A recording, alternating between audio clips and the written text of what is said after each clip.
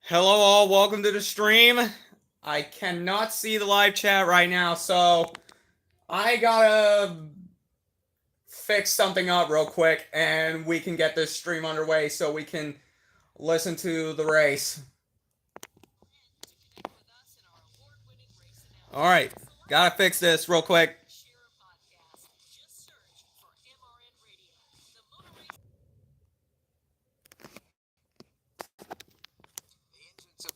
However, the field still lined up on the pit lane before they roll out onto the race course. Let's pause 10 seconds for station identification. identification. Do we have the chat on the pulled Motor up? Racing Network. Connecting to live chat. Successfully connected. There we go. And again, hello, welcome to the stream. This is Motor Racing Network live at Watkins Glen International. The NASCAR Cup Series getting set for the Go Bowling at the Glen. Yeah. My name is Alex Hayden. Alongside is Jeff Striegel and championship-winning crew chief Todd Gordon. We'd heard from our pit reporters already, Steve Post and Chris Wilner. Time to bring in three more voices ready to call the action for you here this afternoon on the Motor Racing Network. Quick reminder, 90 laps, 2.45-mile road course, Okay, let me fix 220 this up. miles in all. Stage 1 done at lap 20, stage 2 lap 40, then a 50-lap run to the black and white checkered flags and ready to go to work for you right now. We're going to start at the top of the S's. As we come across the start-finish line, it's a downhill run into turn number 1. That's a 90-degree right-hander. Once you exit there, you enter the S's, 2, 3, and 4. And at the top of the hill, from Barry, Vermont, as always, it is Dave Moody. Thank you, Jeff Striegel. Good afternoon once again, everyone. As Jeff mentioned, as a complete turn 1, that 90-degree right-hander known as the S's, that's the lowest point at this end of the racetrack. At that point, they'll begin a long climb to the clouds, more than 100 feet uphill in elevation change through the S's, a right-left-right combination that Ross Chastain's going to be your pole sitter for the race. There are 2 layers of baby blue Armco barrier on either side of the racetrack. Remember the rest of the starting lineup. Just a foot or 2 off the racing groove. Some grass runoff area, but it has proven this is to be going to be an nearly audio-only on stream. many different occasions. A lot of lead changes, a lot of passing for position. And yeah, we'll be doing this again on Sunday. We'll be doing this again next Sunday. Beautiful Finger Lakes area of New York. Sailboats are out on Seneca Lake. A beautiful day for sailing. We've got a different kind of action in store for us here this afternoon at the Glen. Now let's go to the other end of the back straightaway. And Kyle Rickey of Killingly, Connecticut. All right, thank you very much, Dave, and good afternoon, everybody. Once onto that back stretch, drivers will be full throttle for about 3 seconds or so before they begin to brake and downshift to set up for the bus stop. A fairly slow section of this course designed in the early 90s to slow the cars before turn 5. It's a right-left, left-right combination of corners that are very narrow and often lead to contact, especially when the cars are side by side. Complicating it even more are some now, I don't know, I have a color legend for some of these parts of the sign. The light blue is going to be, it's going to mean that the race is about to begin. We do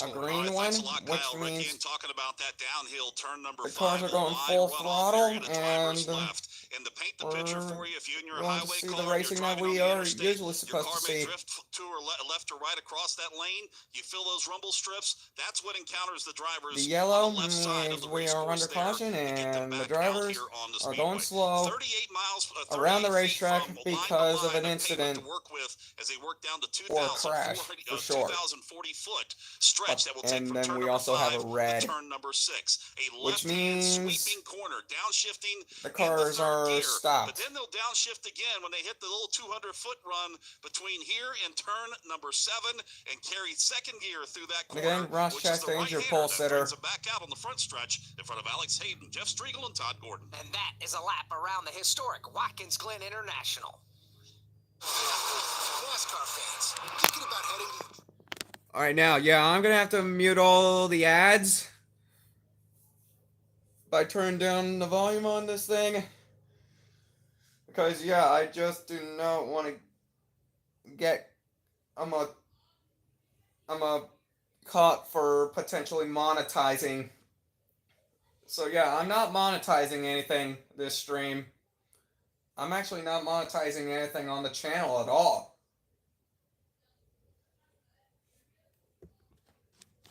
Just in case.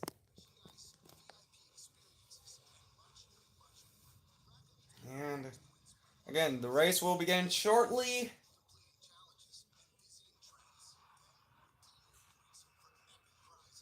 Again, I forgot the starting lineup. I believe it might tell it. I believe the MRN thing might tell us again.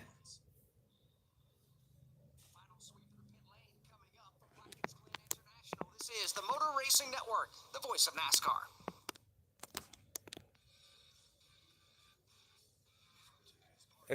If it's not going to tell us the starting lineup again, then yeah, I do not know what to tell you guys. Sorry.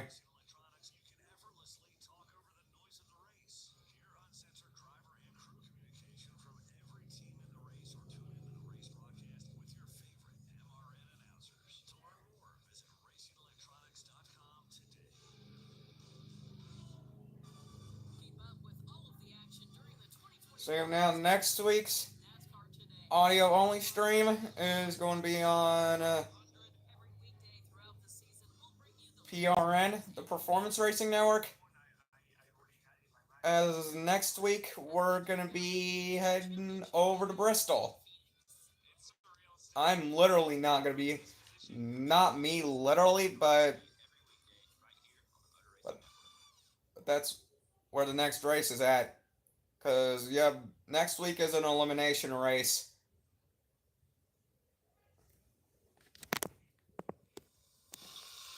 Back at Watkins Glen, as promised, a final thought and a story or two before the drop of the green flag from pit road. We start at the exit of pit road, and the Motor Racing Network lead pit reporter from Hallstead, Pennsylvania, Steve Post. A.J. Allmendinger had a solid qualifying effort. He starts in position number 6. He's the 2014 winner of the Cup Series race. In fact, here at Watkins Glen, 8 top 10 finishes in 12 starts, and he won on a road course last year down on the Roval at Charlotte Motor Speedway.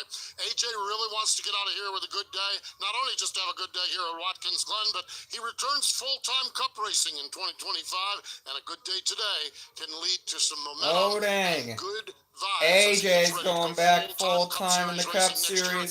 Allmendinger starts in position number 6. Chris Wilner? Well, Steve, speaking of road course ringers, we're throwing it back a decade here at the Glen today with the return of Juan Pablo Montoya to the scene of NASCAR Cup Series machine. The two-time Indy 500 champ and 7-time F1 winner is back to a place he found victory lane in 2010, but things are certainly much different this time around. He's driving the 50th anniversary no Mobil 1 way. special for 2311 Racing, and Juan told me he had to train himself to be more aggressive on how to drive this next-gen machine, and that the tire fall-off adds a new element in managing his equipment, but he's having a blast. He's got his son Sebastian, who's a rising talent in his own right here, plugged into the pit box for all the action. But one thing's for certain, Juan is coming here to race, but it's all about learning in stage 1 and 2 and getting himself in position to what he calls vintage JPM in stage number 3. He'll start deep in the field, though, today, 34th.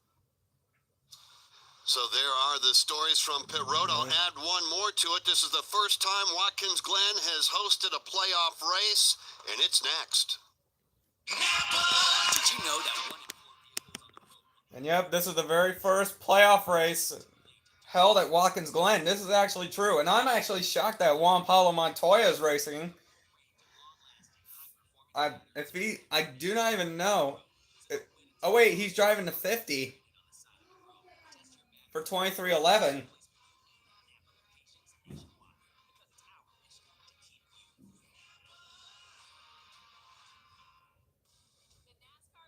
And we still.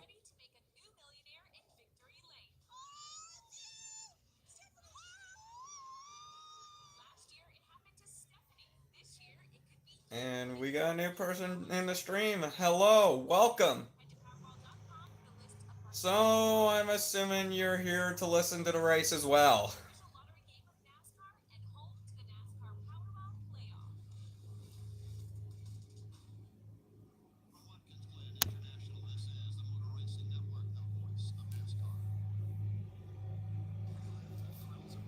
Yeah, the audio is currently at a commercial break right now. And yeah, it'll be back in just a few short seconds. Yikes.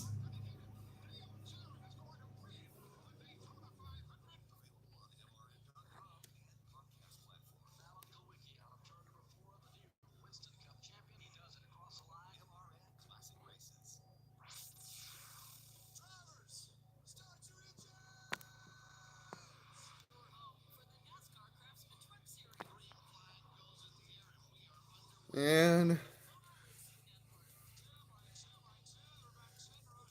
yeah, you're about just in time for the green flag to drop.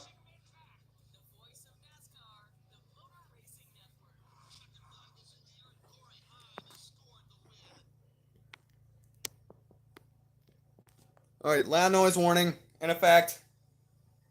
Cover your ears. We are ready to go. It is the Go Bowling at the Glen, Watkins Glen International. Glad to have you with us live on the Motor Racing Network. Jeff Striegel alongside is Alex Hayden and the crew chief Todd Well, I Gordon. gotta change the Ready sign to go real to quick. work. Dave Moody, Jason Toy, and Kyle Rickey. And on pit road, it is Steve Post and Chris Wilner. Jesse Delavote is the pace car driver. Lights are out on that Toyota Camry XSE pace car. Field bunches up 2 by 2 behind him. Shannon Bednarik is on top of the flag stand. We get her closer and closer to putting this race underway. To call the start of the Go Bowling at the Glen for the Motor Racing Network from Grand Rapids, Michigan. Here's Jeff Striegel. This is race number 2 of the round of 16. All right, green, green, Playoffs green. right now in action, 38 teams ready to also Here we go. into action. It's time to go. We're underway, and we're up at Watkins Glen. Ross Chastain on the inside, Shane Van Gisbergen right behind Martin Truex to the outside of Ross as they head to 1. Chastain got a good jump at the drop of the green flag. That'll bring him to turn number 1 with the lead in hand as they sort out and try and get back to single file now as they race up through turn 2 and 3 into the S's. It's Chastain by half a car length. Martin Truex Jr. rides in second. Shane Van Gisbergen, Alex Bowman, and a 2x2 battle for the number 5 spot. With Austin Cindric, the driver's right, trying to take that spot away as they hit the back straightaway for the first time, all chasing Ross Chastain into the bus stop for the first time. Martin Truex Jr. into line in the second spot. That side-by-side race just out of the top 5. Still side-by-side. Christopher Bell will spin to the exit of the inner loop. Around he Are you goes. kidding me, dude? Some other cars that have some damage, including No! champion Ryan Blaney. He has come to a stop to the outside of Oh, turn Christopher number 5. Bell, why? The car sits backwards, and that is Kyle Busch. So some Yes! guns caught up in a first lap incident at the exit of the inner loop. Meanwhile, off turn 7, we stay under the green flag. Lap number 1 will be led by Ross Chastain, and the caution flag will fly here at the start-finish line. Denny Hamlin, playoff contender, has significant damage to his race car. It has been a rough road for Denny Hamlin on road courses as of late. Only one top 10 finish in 15 next-gen races on road courses. Another driver involved is Ryan Blaney. The other driver involved is Kyle Busch. The inner loop headed to turn number 5. That's where the action broke out. Kyle Rickey. Christopher Bell, the first car to get out of shape that came into my view. Kyle Busch also got turned early on in that incident. Bell had nowhere to Christopher go. Bell, Ryan Blaney why? had nowhere to go. Denny Hamlin suffered some damage trying to get away from them all, but at least 3 cars sideways and maybe about a half a dozen cars sporting some damage here on a lap 1 incident, exiting the bus stop and entering turn number 5 here in the backside of Watkins Glen International. By virtue of the NASCAR TV replay, Corey LaJoie got into the back of Kyle Busch and turned Kyle Busch around. Christopher Bell had nowhere to go. Bubba Wallace got a piece of it. LaJoie got some of it. Ryan Preece, Ricky Stenhouse Jr., Christopher Bell. You had Kyle Busch and 2 playoff drivers, Ryan Blaney and Denny Hamlin. Madame Giselle senses something big coming. Are you? We literally just started this race, and Christopher Bell gets involved in a first lap incident. That is not how things should have turned. This is not how things should turn out.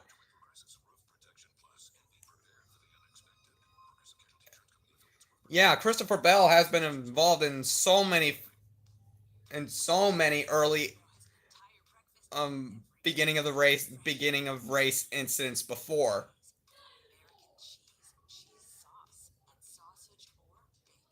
and Christopher Bell back in Atlanta. He got involved in an early caution. Early crash. And he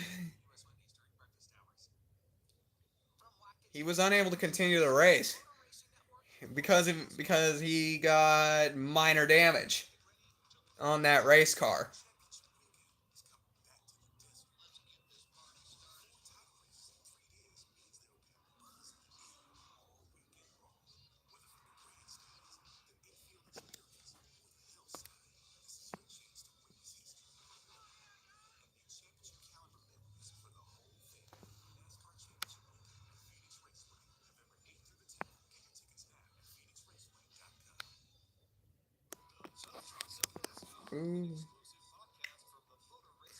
But now I am happy that Kyle Busch got involved in that crash.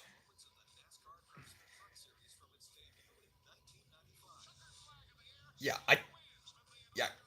Kyle Busch is mostly not the person I'm actually a fan of. I'm not a fan of him. That's all I'm saying. I'm just not a fan of him.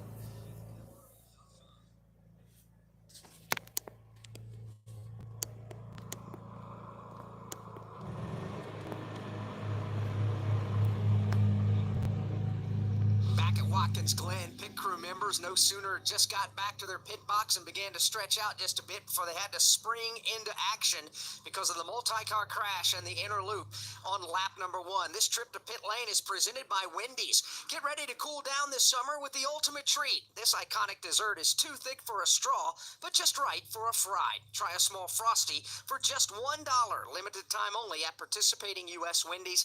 A lot of cars have been on the pit lane, some still there. Chris Wilner. And one of those drivers is Denny Hamlin. Just brought his FedEx Toyota to the attention of his crew. Crew chief Chris Gabehart said we're going to look at the left rear toe link first. That's where they think the significant damage is to his Toyota. They're still working. They've got the car jacked up. They're looking at the left rear as we speak. There also is significant right front damage. The right front is flat, as well as some cosmetic damage around the hood, or around the nose, I should say, and the front splitter. But all attention right now on Denny Hamlin, who continues to sit here caught up in that incident, is on the left rear toe link. Also worth noting, Bubba Wallace was on pit road. Ryan Blaney coming down pit road as well. Kyle Busch, we talked about with that rear end damage. He still sits on pit road. So my half of pit road is busy for these crews that were just setting up for the first round of pit stops and had to spring into action, as Alex Hayden mentioned. But again, multiple drivers, Kyle Busch, Denny Hamlin, Ryan Blaney, all on pit road, and they continue to work as well. But unfortunately for Denny Hamlin, they continue to address the left rear toe link, and if that is broke, that could be day done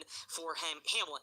Yeah, maybe day done for Ryan Blaney. Right behind you, Chris, as the wrecker takes Ryan Blaney's torn up Ford back to the garage. What we hear from out of Blaney, they're done. It is a broken steering column, and that is going to end the day before lap number 1. Crew chief, you just got to shake your head.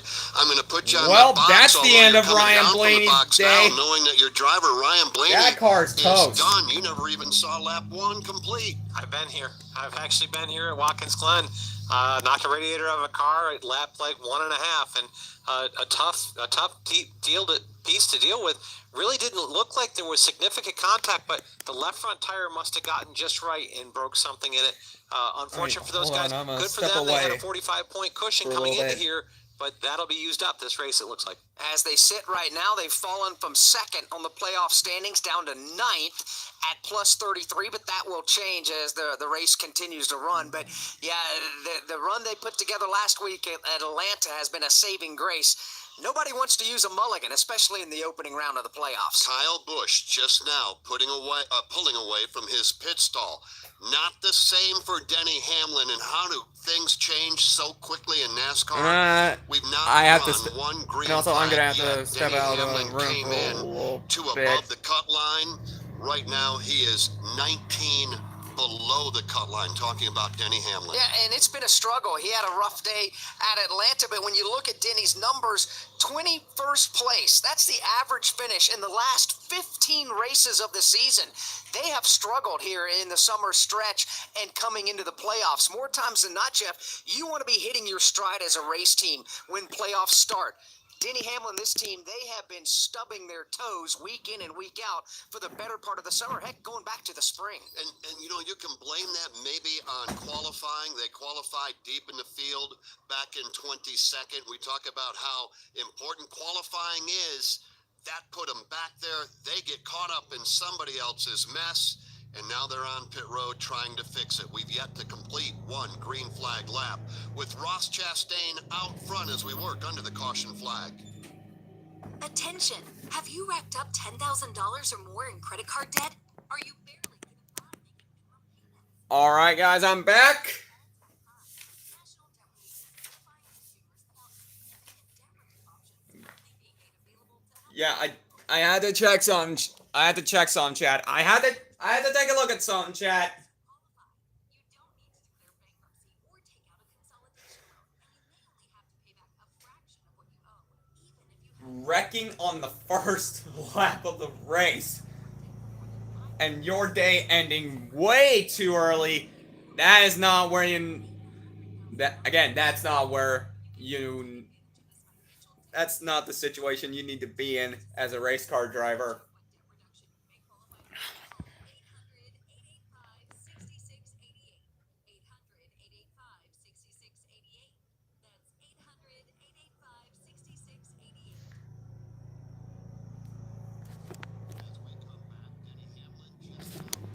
Back out onto the racetrack. From Watkins Glen International, this is the Motor Racing Network, the voice of NASCAR. The year was 1993. Yep. The green flag will be back into display in just a few short minutes. After a caution, we will get back to the restart in just a few short minutes after a incident right around the S's of the racetrack, I believe.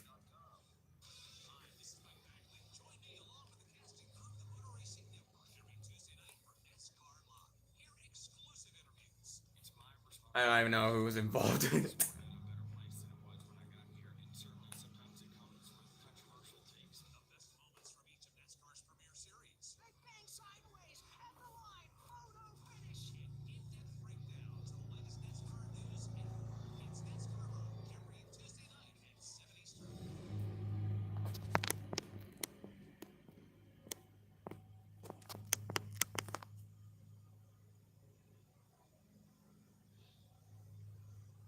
A lap one crash has really hurt a lot of top contenders, including Ryan Blaney. Let's take you to the garage right now, Chris. And Ryan is in the garage. He climbed out of the race car and he had a discussion with NASCAR. He's currently talking to his crew chief, Jonathan Hassler, as they continue to go over the decision-making process here. Remember, he did have to take a tow on the back of the wrecker to the garage, and he was discussing with NASCAR for several minutes about the decision to do so. He wanted to drive it, as Todd was mentioning, back to the garage area. Ryan, saw you talking to NASCAR. What was the decision? What did they tell you on why you weren't able to come back on your own to the garage area? You have to ask them. They said we're done. Didn't even give us a chance to look at it on pit road. They just say you're done. So, how do you put this into words? Lap one here at the Glen. awful. Typical. Caught up in someone else's mess, but I don't even know what happened. Just broke something in the steering, and I think we honestly could have got it fixed in 5 minutes if they would have actually just dropped us at our box, but never got the chance. So, yeah, have to go on to Bristol next week. Appreciate your time. Ryan Blaney visibly frustrated. Again, still trying to decipher why he had to take the tow back. But again, NASCAR telling them that Ryan Blaney and this Team Penske Ford are done for the day. Yeah, tough break for Ryan Blaney. Todd, is that a matter of they had to put it on a wrecker and drag it back? Yeah, I think it is, but if you've got flat tires, they will tow you back on a wrecker. So there's kind of a, where does this play? I guess if he had two flat front tires, then he could have gotten a tow back to his garage area. I got to believe that's what NASCAR's after, is that if you have to get towed from the scene, that you're out of the race. But they do have a caveat where if you got flat tires, it won't let you. They will tow you back to the box. So it becomes a little confusing for a driver like Ryan. He comes in 45 above the cut line. Right now he is 33 above the cut line. Talking about Ryan Blaney, done for the day, did not complete one lap. Kyle Busch, 1 lap down. Denny Hamlin, 1 lap down.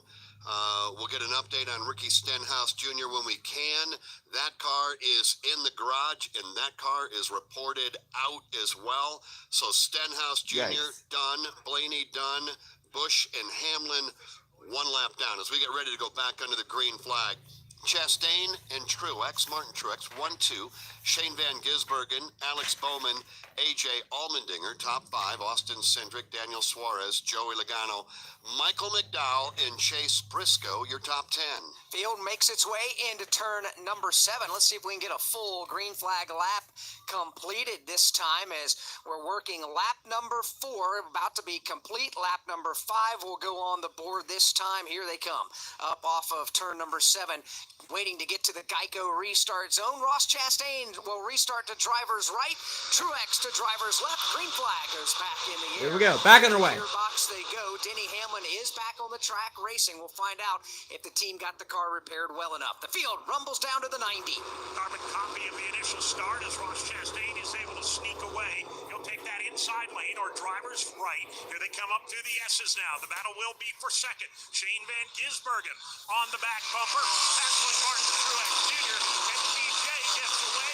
That'll put Van Gisbergen back to third. Bowman is fourth. Ross Chastain leads to the back straightaway. They'll single out at the front half of the field as they hit the bus stop. Martin Truex Jr. right there in the second position within a car length, and it's Shane Van Gisbergen. Alex Bowman, front 4, able to break away by a couple of car lengths over Chase Briscoe and Austin Cindric. Everybody safely through the bus stop, through turn 5 and onto the short straightaway. Working their way on the short chute. One driver goes way wide off the track, pulls it back in. That's Austin Cindric. But up front, it continues to be Ross Chastain. Well, half the car length separation between him and Martin Truex Jr. Another car length back to Shane Van Gisbergen as they head to 7. Last lap up through the S's, AJ Allmendinger was running in position number 5. He got knocked around. He went all the way to the tail end of the field. We'll have to follow up and see if there's any additional damage to AJ as Chastain, Truex, Van Gisbergen, Bowman, Briscoe. That's your top 5. All separated by about a car length as they make their way through the 90 and begin their climb up through the S's. Austin Cindric rides there in the number 6 position. Everybody back through the top 10, successfully getting in single file formation. First side-by-side battle for position. That's where Chris Buescher takes his spot from Noah Gragson back around 18th place. And Buescher quickly gets back in the line as that battle exits turn number 4. The leaders are already in the bus stop, and it's Ross Chastain pulling away by about a couple of car lengths over a good battle for the second spot. Here comes Shane Van Gisbergen peeking to the inside of Martin Truex Jr., who hangs on to the runner-up spot for now. Running off of turn number 5, Van Gisbergen keeps it tighter on the racetrack. Looks to driver's right of Martin Truex Jr. Nothing's there. Falls back in the tire tracks. Alex Bowman right behind him. Chase Briscoe, your top 5, working their way through the left-hand turn number 6 to 7. AJ Allmendinger on the pit lane. His car slowed drastically, then got roughed up. Steve Post, what's the latest? Well, they're worried about something on the right side. They're not sure if it's an axle. He thought it was a tire down, but the tire is still up. So they've worked on the right side. Now they're going to change left side or check the left side. It appears they're focusing on the axle of the car, and right now there's not a big sense of urgency from this team. So we'll see if we can get a final assessment. But AJ Allmendinger sitting here aboard the race car, not going to be the day he was looking for. Boy, a couple of big names having early issues here at the Glen. 7 down. Chastain, Truex, Van Gisbergen, Bowman, Briscoe, top 5. Kyle, they're headed your way. Interval still about the same at the front of the field. Chastain, the race leader, about 5 car lengths back to Martin Truex Jr., who has a heck of a time right now fending off Shane Van Gisbergen, giving him fits inside and out. Shane Van Gisbergen gets a great run into turn 5, closes to within a car length, but can't make a move. Shane Van Gisbergen trying to get the best out of the goodie out of those Goodyear Racing Eagles here before they start dropping off. He goes right again, trying to make the same move, but Truex Jr. stays right there in front of him. Matter of fact, opens up about a car length and a half in front. Alex Bowman feeling all kinds of pressure now from Chase Briscoe. That is 4th and 5th in the running order, and those 2 drivers with their own battle have a great seat to watch this ongoing fight for the runner-up spot between Martin Truex Jr. and Shane Van Gisbergen. All the while, AJ Allmendinger takes his car to the garage. The leaders make their way back to the S's. Ross Chastain able to open up a bit of daylight between himself and Martin Truex Jr., who rides in second. Will make it about a 5 to 6 car length advantage for Chastain as he begins conga lining his way up through the S's.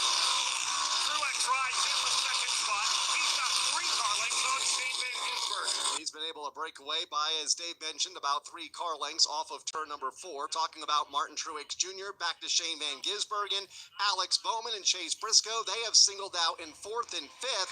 Austin Cindric runs in the 6th spot. They stack up from 7th on back. Daniel Suarez, Chase Elliott, Michael McDowell, and Bubba Wallace. At Joey Logano to that battle as well. Great battle just outside the top 5, working off of turn number 5. Everybody sweeping wide off the track. They'll bring it back onto the race course, staying single file, headed towards turn number 6. Downshifting to 3rd, and now downshifting to 2nd as they hit turn 7. 9 laps complete here. Ross Chastain doing a great job at the front of the field. He's led them all so far. Well, over Martin Truex Jr., Shane Van Gisbergen, Alex Chastain Bowman, and up Chase front. Briscoe. Mentioned A.J. Allmendinger to the garage. Understand that may have been a broken rear axle that put him out early.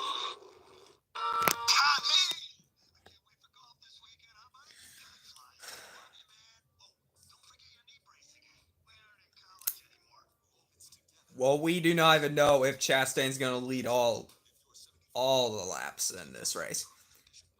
He literally started on the pole, and he's already pulling away from everybody else. Well, now it is starting to be questionable that A.J. Allmendinger's day is going to be done as well. My car has storm damage and I had to file a claim. Could it possibly get worse? Will my claims team leave me for someone else?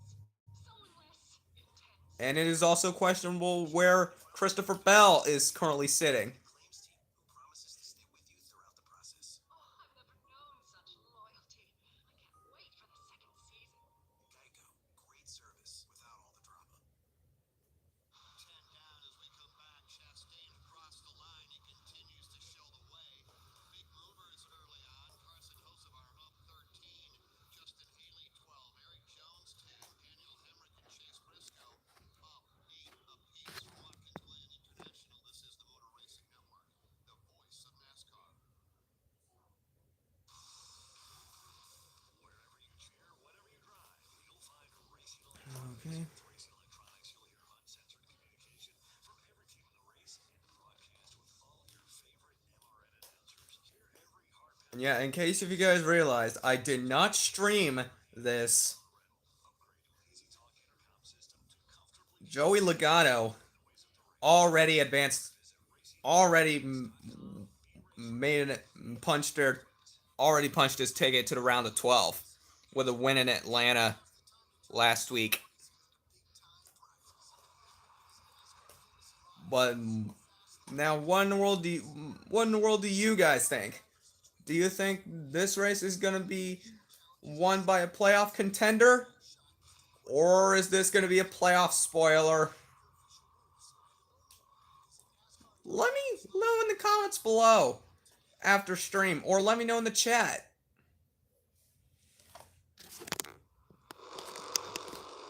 On what you think.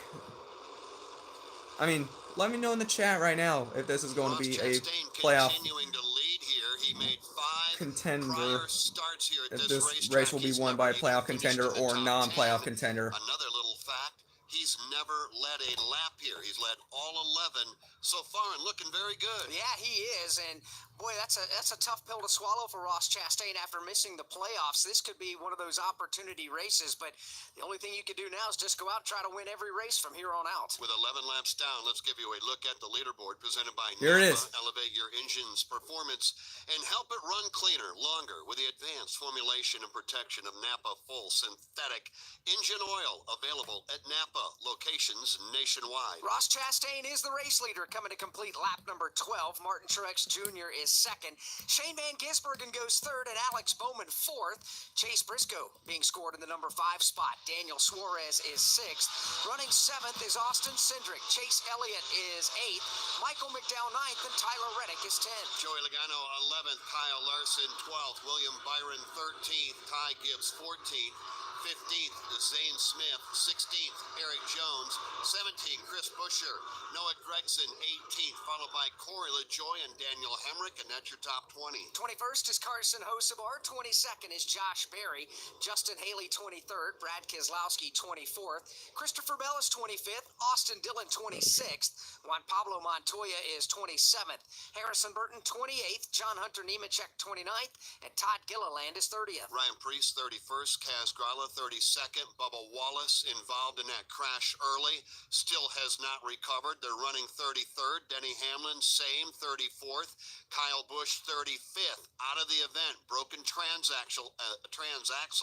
Now is what we hear on A.J. Allmendinger, 36th. Ricky Stenhouse Jr., 37th, and Ryan Blaney, 38th. For those drivers that were involved in the lap 1 crash, been an on and off the pit lane, they all have met minimum speed, so the damaged vehicle policy clock has been turned off on those cars. So they're going to be able to soldier on now with wounded machines. Up front, it's Ross Chastain by 1.1 seconds. Todd Gordon, we are just past halfway here in the opening stage of the race with 7 laps to go in the stage. Is it time to start thinking about a potential strategy call? Yeah, I think these crew chiefs are looking at it, and I've been looking at the lap times. We've seen. All right, I gotta over a step out real second of quick. Lap time degradation from Ross Chastain, the leader in the 7 or 8 laps we've had green flag here. So these guys are going to be working off this and thinking about what they need to do. I would look for the lap 17, lap 18 cycle to start. Again, we will put the green and white checkered flag in the air on lap number 20. That will wrap up stage 1, stage 2 complete at lap number 40. A reminder that later on we're going to pick the Xfinity Mobile Reliable Performance of the Race presented by Xfinity. Xfinity Mobile's got you covered with a reliable nationwide network. Learn more at xfinity.com/mobile. 6 laps to go in the opening stage. Chastain continues to stretch his advantage. The battle is on for the second spot here in turn number 7. Martin Truex Jr. under attack. Shane Van Gisbergen to driver's right will go to the inside of Truex's Toyota and take over the second spot. Now Truex becomes the hunter after being hunted the opening 14 laps of this race. The battle for second continues on. Shane Van Gisbergen's been very methodical in his approach to getting that number 2 spot. He's been sniffing out different lines at different points on the racetrack. He has gotten the spot away from Truex, and he has immediately motored away. His lead already up to 6 car lengths as they crest the hill at the top of turn 4. It was only a matter of time before Shane Van Gisbergen made that move, and he did so a lap ago on Martin Truex Jr. While they battled hot and heavy for the second spot, it allowed Ross Chastain to build a rather healthy lead, about 25 car lengths at the front of the field over Van Gisbergen now in second. Truex in third has Alex Bowman right there within a car length in the 4th spot. Alex Bowman having to fend off the advances of Chase Briscoe. Last time down, Briscoe was looking to driver's left. He had to rip the wheel down the driver's left to keep them behind him. But as his top 5 was able to pull away, that's allowed now Daniel Suarez to be in the battle. This one for that 5th spot. Suarez, here goes Briscoe inside in 7. Boy, Trackhouse Racing right now having a great afternoon. One driver is out front. That's Chastain. Daniel Suarez right now battling for 5th. That's a good afternoon so far. Shane Van Gisbergen's got work to do, Dave, if he's going to run down Chastain before the green and white checkered flag. It is a lengthy margin, to say the least, Jeff, for most of this opening run. It's been 5 to 7 car lengths, but Ross Chastain's got the pedal to the metal right now. He has left Shane Van Gisbergen and the rest of the field well in the rearview mirror. Ross Chastain already. All right, ladies and gentlemen, I'm back. I need to fix something real quick. Van Gisbergen in that second spot. He's bbeen able to get away from Martin Truex Jr. See ya, BRP. Under braking now into the inner loop. That right Again. Good run. Here's Shane Van Gisbergen. Second place driver comes off the racetrack. He'll come to pit lane. Joey Logano will come to pit road. Zane Smith will make his way in. Chris Buescher, William Byron, as Joey Logano's team goes to work on the left side of the Shell Pennzoil Ford. They're going to work on the right side, now the left side to Chris Wilner. AJ Allmendinger is out of the race car. I know we were looking at the rear end, the transaction. What in the world actually put you out of this race? The people are, but just disappointed. I felt like our Go Bowling Chevy was going to be good. It's hard to tell after one lap, but I fired off in that first lap. I thought, okay, this is what I like to feel. but I guess we'll never know. But overall, it was a good weekend up until then, and just disappointed we couldn't give Go Bowling a better run. Really happy they put their belief in me and Call It Racing to go out there and Chevrolet. A three-time road course winner, a big name out early. A big name is Ross Chastain. He has led the first 17 laps. He's on pit road, headed to steep post. On pit road, he can pit here just before pit road closes as he crossed the start-finish line, and here he is to the attention of the crew. He's in the very first pit box. Again, pit stops are inverted here at Watkins Glen. Man, they got the left side worked out on the Busch Light Chevy quickly. Around to the right side of the automobiles, 4 tires, no adjustment. He is down and away. Great pit service. We're going to see how that cycles around. Brad Keselowski, Noah Gregson, Zane Smith, William Byron, Corey LaJoy, and others pitted the last time by. So everyone trying to flip the stage here. We'll see how it all shakes out as the stage comes to an end. Now, a lot of those drivers Hold are on. not playoff drivers, Todd Gordon. Pit road is now Hold closed on a in 2 second. laps. The points in hand, especially when you look at it. Okay, there we go. We're back. He was below the cut line. Take these 10 points plus the bonus point. That'll be another piece as you get to the future rounds. The top 8 drivers Had are all to playoff drivers, fix staying on had the to fix racetrack. something real quick. Valuable points on the line. Pay window's going to open in 1 lap. Truex, Bowman, Briscoe, Suarez, and Cindric top 5. Chase Elliott, Tyler Reddick, Kyle Larson top 8. Dave, they've all got one thing in common. They need points, and for a driver like Martin Truex Jr., who came in, as you mentioned, below the cut line, this could not have gone better. Right according to plan in stage number 1, he leads Alex Bowman by a couple of car lengths. 3 more back to Briscoe, 2 more to Daniel Suarez. Final time in this opening stage off of turn number 4 and up the back straightaway for race leader Martin Truex Jr. has about 4 And car we lengths just in lost hand, our a little only less than viewer now that we as got. Bowman drives in a bit deeper into the bus stop. Because Now cuts I into had within a to car length fix and a the half. live Chase Briscoe, chat. couple lengths back in 3rd. Daniel Suarez in 4th. Bunched tightly together onto the short straightaway. The points pay window is open here. Let's see who takes it. Martin Truex Jr. leads him off at turn number 5. On the short shoot over to turn number 6 is Chase Briscoe looking at drivers left of Alex Bowman. Nothing there. It's Martin Truex Jr. 3 car length separations ahead to 7. He's going to try to chug all this field right back to the green and white checkered flag. Lap number 20 about to go on the board. Stage 1 will be complete, and Martin Truex Jr. will indeed win stage number 1 of the Go Bowling at the Glen. Top 10 get the championship points. Alex Bowman will be 2nd. Chase Briscoe 3rd. Daniel Suarez will be 4th. Austin Cindric 5th, and Chase Elliott 6th. 7th will be Tyler Reddick. 8th, Kyle Larson. 9th is Eric Jones, and 10th, Daniel Hemrick. And now we see the yellow lights go on around the racetrack. Stage 1 is done. Alex gave you the top 10, presented by Powerball. Powerball, the official lottery game of NASCAR, wants to make you a millionaire in victory lane. Head to Powerball.com to find out how you can enter the NASCAR Powerball playoff.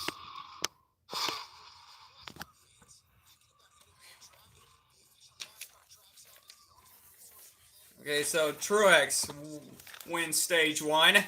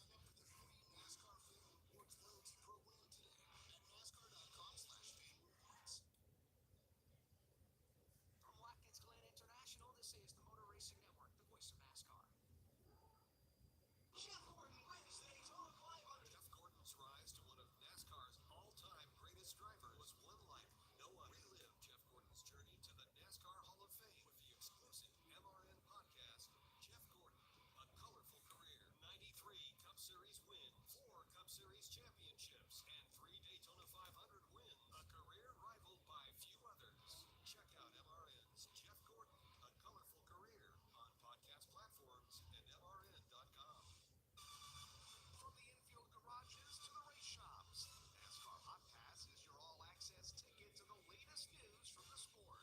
Well, we got them down, now we put our foot on them. That's the attitude you gotta have. I don't think it's really can have any success in Martinsville. I still don't know why it worked. Stay up to date with all of your favorite drivers all year long. Get to the Final Four is what every driver in NASCAR's goals are. NASCAR Hot Pass, weekday mornings from the Motor Racing Network.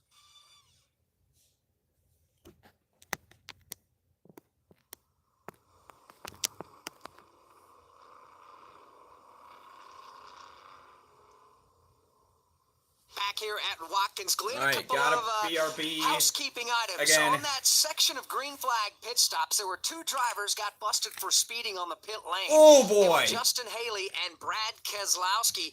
Keselowski, well, that's the first speeding penalty he's had in 51 consecutive races. Also, the beneficiary of the free pass to get back on the lead lap now after this caution flag is Denny Hamlin. We talked to AJ Allmendinger just a few moments ago. Want to remind you that you have an opportunity to enter a contest to win a VIP trip to bowl with AJ Allmendinger and Eric Almirola. Head to gobowling.com or stop by the Go Bowling display tent for details on how to enter. No purchase necessary, and every entry gets a free bowling game coupon to go bowling with AJ and Eric Almirola. That'd be worth it. John Harbuck and all of our friends with Go Bowling and bowling proprietors always do an amazing job here at Watkins Glen. If you're a fan that comes here to the racetrack, they actually have bowling lanes set up down on the midway in the infield here, right behind the NASCAR Cup Series garage, in a huge tent down there. You and I have been able to do that year after year.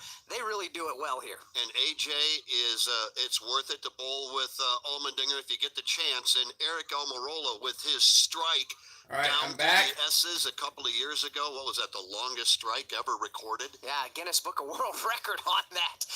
Yeah, I don't know if I'd want to mess with either one of those guys on the lanes. They're both very good bowlers, but you know what? It would be fun to get out there and compete with them and have fun, and who knows, maybe you can beat them. How about the strategy for the playoff drivers? Doing what they need to do to earn valuable stage points. You know, you've got Hamlin down right now. He's down a lap. You've got other drivers that were using strategy to stay on the racetrack and gain points on him. Todd, I guess that's the way you got to do it. Yeah, you've got to look at what's the best way to take care of yourself here. Top 8 finishers in that stage were all playoff drivers who valued the playoff points that came to it. As they come around turn 7 here, coming to pit road. Yeah, the green light is on. 23 drivers stayed on the racetrack and did not pit under green conditions. Here comes race leader Martin Truex Jr. to Chris Wilmer. And James Small calling his driver in. Martin Truex Jr. really complaining about the lateral grip throughout this 2.45-mile road course and very loose off the corner. Air pressure adjustment already on the right side of the race car with 4 tires and fuel. Austin Cindric says the brake pedal is going long. 4 tires and fuel. Also in, Tyler Reddick complaining of a tight race car. They told him to stop short in the box. Steve Post. Daniel Suarez pretty happy with his car. Chase Briscoe also happy with his. Alex Bowman reported that his car was just a little bit tight entering the first and the last corner. There's down and away. Truex is going to be the first out of these cars as they make their way around. Chase Elliott gets pit service, and you guys documented Brad Keselowski a speeding penalty on his green flag pit stop. He's brought the car back into the attention of the crew, and they're going to put 4 tires in Sunoco racing fuel on that car as well. Top 5 off of pit road: Martin Truex Jr., Alex Bowman, Daniel Suarez, Kyle Larson, and Chase Briscoe. But again, that's only half the story. A number of other drivers stayed on the racetrack. We'll reset it when we come back. Hey, race fans. I'm AJ Allmendinger, driver of the Go Bowling Chevy Camaro. Okay, so a few drivers did get busted for speeding on pit road. That can be annoying as a race car driver. I can agree. Being busted for speeding on pit road can be... Yeah, it can be such a drag. I don't even know why I said that. Oh, boy. Okay.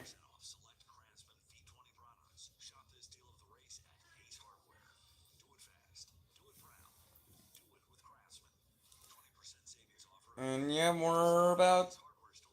Yep, as soon as we come back from a commercial break, we will come back with the We'll prepare for the restart and the beginning of stage 2. Attention! Have you racked up $10,000 or more in credit card debt? Are you barely getting by making minimum payments? With credit card debt reaching all-time highs, National Debt Relief is notifying consumers about significant debt relief options currently being made available to help those with overwhelming credit card debt. These options may reduce a large portion of credit card debt for those who qualify. You don't need to declare bankruptcy or take out a consolidation loan, and you may only have to pay back a fraction of what you owe, even if you have bad credit. National Debt Relief has already reduced the credit card debt for more than 550,000 consumers, so don't wait.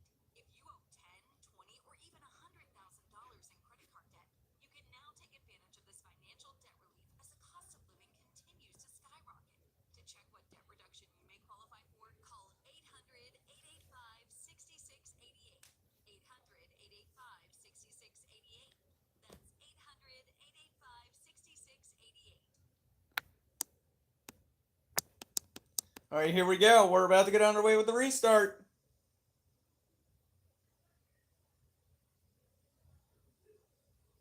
Ross Chastain, Shane Van Gisbergen side by side. When we go back under the green flag, we expect to have that happen here very shortly. Drivers who switch and save with Progressive could save hundreds.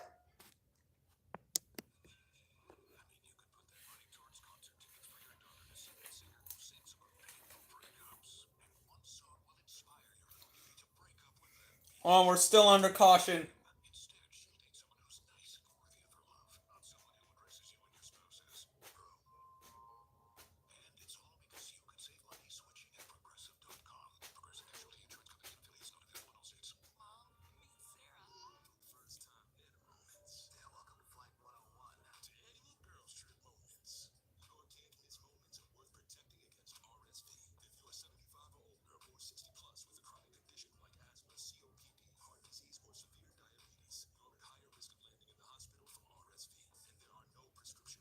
Hold on. From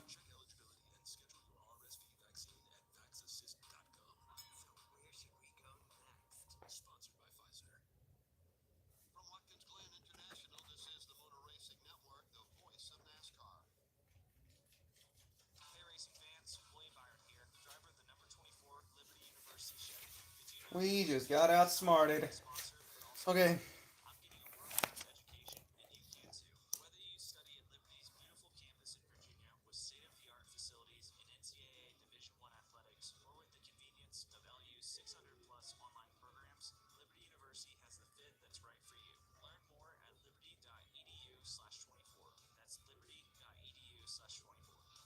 This is Steve Poston. You love sprint cars, you'll love Wing Nation. All the latest sprint car news and interviews with stars of sprint car racing from around the country. Join Ashley Strum and Aaron Everham and me every Tuesday on Motor Racing Networks and Wing Nation's Facebook pages. We go live with the weekend's winners and newsmakers from around the country. You can also find the podcast of all past shows on YouTube or subscribe to the podcast on any of your favorite podcast providers.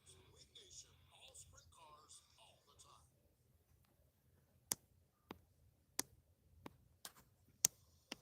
Here we go.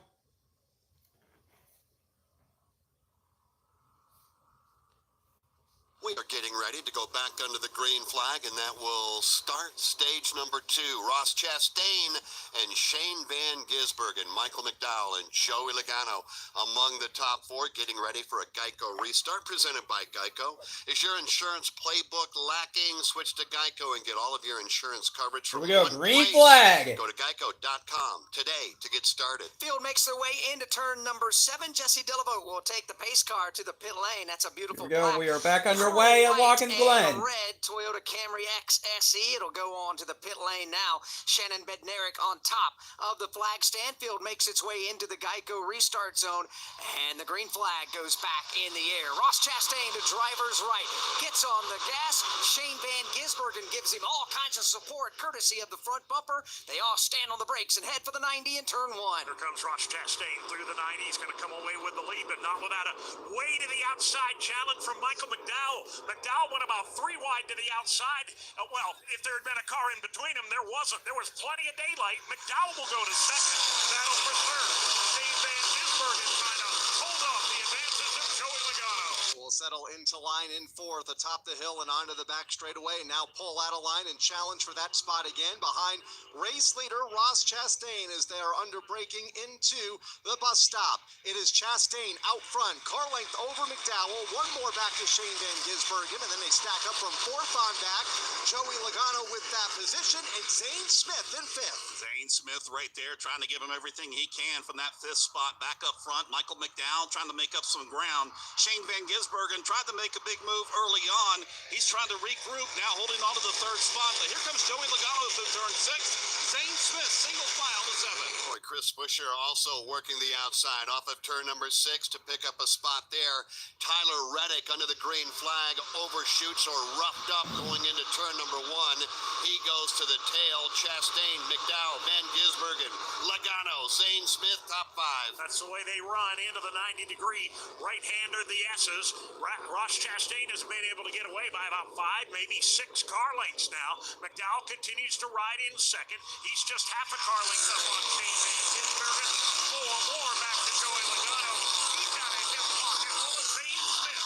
Zane Smith rounding out the front 5 right now and challenging Logano for position number 4 up the back straightaway. Stepped out of line but fell back into line by the time they got to the bus stop. It's Logano in 4th, Zane Smith in 5th. That battle for position just a couple of car lengths behind Michael McDowell and Shane Van Gisbergen in 2nd and 3rd. That's a hot battle for that second spot. Van Gisbergen looks to drivers left of Michael McDowell. Nothing there. McDowell stayed a little more on the race course and didn't go across the rumble strips. Holds on to that second spot. The white Chevrolet of Shane Van Gisbergen in 3rd. Joey Logano trying to hold off Zane Smith in 7th. Boy, another driver on the move is Ty Gibbs right now. Dang, Ty in his Gibbs. Toyota and looking really Looks like the solid Xfinity right Series there. championship for Chastain, Ty Gibbs McDowell, Van might have paid Gisbergen, off. Logano, Zane Smith. He might get his first Top win 5, Alex Hayden, 26 this year. down, 14 Probably to go his in the career stage if he in the Go Bowling at the Glen. Yeah, I want to welcome If to the he at least broadcast does good friend something. of the Motor Racing Network, Paul Dolshaw, Group Manager, Motorsports, Toyota Motor North America. Good afternoon. How are you today? I'm doing great. It's a beautiful weekend here in Watkins Glen and one of the best tracks around. It really is. It is phenomenal. And you guys obviously pacing the field with the Toyotas all weekend long and coming off of a really cool thing that Toyota and you and your entire team have done. Kids in Need. You guys did this back in August. What is it and how successful was it? Yeah, our Toyota Service Centers partnered with Kids in Need program, and it's a great way for our dealers to help support kids that are probably underprivileged and underserved, giving them backpacks and school supplies so when they go off they have all the tools they need to do the best they can in their school year. And we made a great donation, minimum donation of $500,000. We're hoping it's going to be more based on the activity from an oil and tire rotations at our dealers. And then we had 40 dealers that also did $10,000 individual donations to the program. So all in all, a very, very well-received program. You guys with Toyota do such a tremendous job with the community no matter what racetrack we go to. But another thing that's going on, and you and I were talking about it just a moment ago off air, the very first pit box coming on the pit lane here at Watkins Glen, the Toyota Mobility Pit Box. What a tremendous thing this is. Yeah, it's been definitely a passion project. Us being related to the Paralympic program for the last few years has really opened our eyes to opportunities for people in all conditions to be able to take in this sport of NASCAR that we all love, and for to be able to get people that have mobility issues or in wheelchairs up onto a pit box, give them the ability to see that and to feel that is fantastic. And it's great to see the smiles come off, and it's just you don't think a small thing like that can make such an impact, but it does. And you guys, we can't thank you enough for doing what you do with that. Now, this is Watkins Glen. You mentioned just what a venue this is and the setting it is, but it's a playoff race now, too. Toyota playoffs, Martin Truex Jr., great early on. There's strategy being played out right now. He's going to be one of the favorites when the checkered flag flies. Kind of assess where you guys are at with the playoffs. This never gets easier. You think it would. You come in with, almost a third of the playoff drivers, and this format and the competitions that is out there is just the hardest you will ever find. And to be able to come in and compete and we've got some guys that are at risk a little bit, and we're trying to get them up there. But I got to hand it to NASCAR. The playoff format is tough. It is fair, but it is tough. And Yep, also, these competitors out here are making us run for our money. The only Paul, thank you again for all you and your entire team at Toyota do for the sport of NASCAR Thing racing, that- and all the best today here at Watkins Glen. Yeah, I hope you guys enjoy the rest of this race and this beautiful weather we have with Hold on, the never best mind. scenery at any racetrack, probably, I would say. And appreciate all you do for us. Paul Dolshaw, Group Manager, Motorsports, Toyota Motor, North America. Right now, we are working lap number 28, soon to be lap 29, 11 to go in the stage. Ross Chastain continuing to show the way, but Shane Van Gisbergen is running him down. We'll get back to the track in a moment, but first, though, we need to pause 10 seconds for station identification on the Motor Racing Network.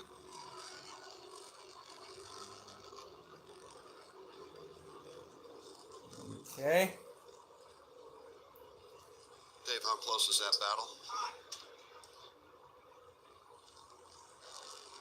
Welcome back to Watkins Glen International. We've been watching an ongoing battle between Ross Chastain and Shane Van Gisbergen.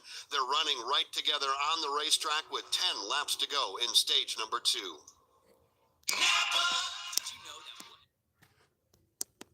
All right, now this is a good time for me to BRB real quick.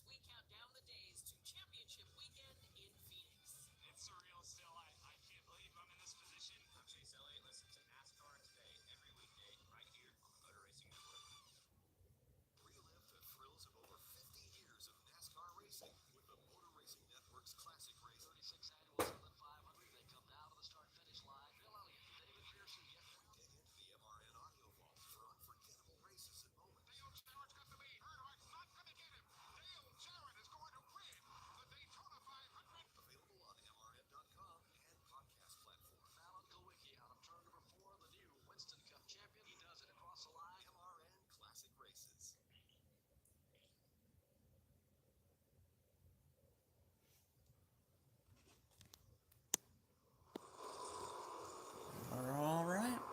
8 to go in stage number 2, but the top 2 right now are putting on a show. What was a full second is now less than a car length between the top 2, Ross Chastain and Van Gisbergen. 1 and 2 onto the short straightaway, battling for the lead. And it's a battle all by themselves. They got a country mile back to the third spot. Shane Van Gisbergen has been staying right there in the tire tracks, staying about 1 to 2 car lengths further back for Van Gisbergen as he tries to outbreak him in 7. Credit Ross Chastain, one of the best road racers on the planet, right in his rear view mirror. Chastain is unflappable in the Busch Light Chevrolet. Works his way with the race lead back to turn number 1. Van Gisbergen yields a car length and a half as they go under braking to the corner. The Melon Man has taken everything that Shane Van Gisbergen has been able to throw at him over the last 2 or 3 laps, has not wavered off his line, and has been able to maintain that 1 to 2 car length advantage. Here they come off turn number 3, up to the right-hand turn 4 at the top of the hill. It's Ross Chastain by 3 this time. As they battle for the race lead up the back straightaway, Shane Van Gisbergen closes in now to within a car length under braking into the inner loop. The right, left combination of corners now into turn number 5. Long sweeping corner. Chastain able to get away this time by a car length. That's all that separates the top 2 onto the short straight. And Van Gisbergen staying just right there. Anywhere that Ross Chastain goes, he's right there on the back deck lid of him. About 3 car length separation further back. So further back, though, in that third position, it's Michael McDowell continuing to hold off the advances of Joey Logano, Zane Smith, Corey LaJoie, all in their single file on the back end of the top 5. Ty Gibbs right there, William Byron, Carson Hocevar running 9th, and Chris Buescher is 10th. But again, with 7 laps to go, Dave, I think all eyes are at the front of the field. Ross Chastain and Shane Van Gisbergen. No doubt about it. It's a 2-man dance right now. They have put what was referred to a moment ago as a country mile between themselves and third place. How far ahead are they? As the third place car exits turn 1, they are in turn 2, halfway to turn 3. It is still Ross Chastain holding off Shane Van Gisbergen. And off of turn 4 and onto the back straightaway, known change among the race leaders. Ross Chastain still maintains about a car length and a half back to Shane Van Gisbergen in second. That race for third now, just entering the back straightaway, led by Michael McDowell, also Joey Logano, and Smith, Zane Smith rounding out the top 5 as the top 2 already onto the short straightaway. Swinging it wide off of turn number 5, Van Gisbergen a little bit wider, trying to arc things off to cut into that differential that he has trailing Ross Chastain. Nothing happening this time. Still about 4. Matter of fact, opened up the 5 car length separation off of turn 6, headed to turn 7. Ross Chastain, the race leader. As a matter of fact, the Xfinity fastest lap of the race has been run by Ross Chastain. He turned a lap at 120.851 miles per hour. Xfinity keeps NASCAR fans in the zone with ultra-low lag and connection you can rely on. Stream NASCAR from the best seat in the house with Xfinity, because you only live once. Learn more at Xfinity.com. Lap after lap, Chastain is either first or second as far as quickest laps are concerned. Leading right now over Shane Van Gisbergen, Michael McDowell, Joey Logano, and Zane Smith. That is your top 5. Then it's Corey LaJoie, Ty Gibbs, William Byron, Carson Hocevar, and Chris Buescher. That's your top 10. I did not expect this to take a while. Sorry about that. And with as fast as Ross Chastain is running, it's going to make it tough for Shane Van Gisbergen to make a move. In fact, he's going to draw away this time. Top 2 separated by about 5 car lengths this time as they head for turn number 6. Battle for third tightening up as well between Michael McDowell, Joey Logano, Zane Smith among the battle, among the drivers part of that battle. Almost 6.5 seconds behind the leaders as they already exit turn number 6. NASCAR Third race place today. on back, just exits turn number 5. Headed to 6, downshift in through third gear. Coming from 4th, it is Michael McDowell leading the way as he drops the right side tires off the running area, down to 2nd gear in turn 7. That battle from third on back that Jason was just describing is 8 seconds behind the lead duo of Ross Chastain and Shane Van Gisbergen. Chastain in his own right, Dave, beginning to leg it out on Shane. He really is, Alex. High marks to Ross Chastain because Shane Van Gisbergen reeled him in from a good ways back.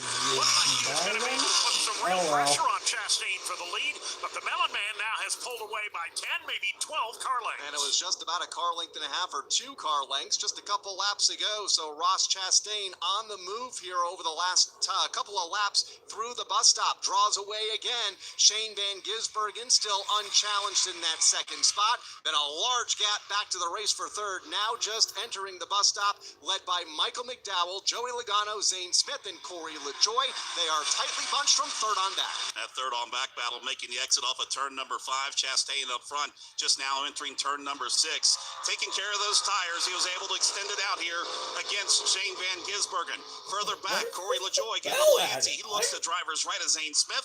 Nothing there. Falls back, pokes the nose of that Chevrolet to driver's left, trying to make a move on his teammate. Now he goes way wide into 7. Right now, the top 2 separated by 7 car lengths. Does anybody elect to come to pit road? Not among the top 10. Michael McDowell will stay 3rd.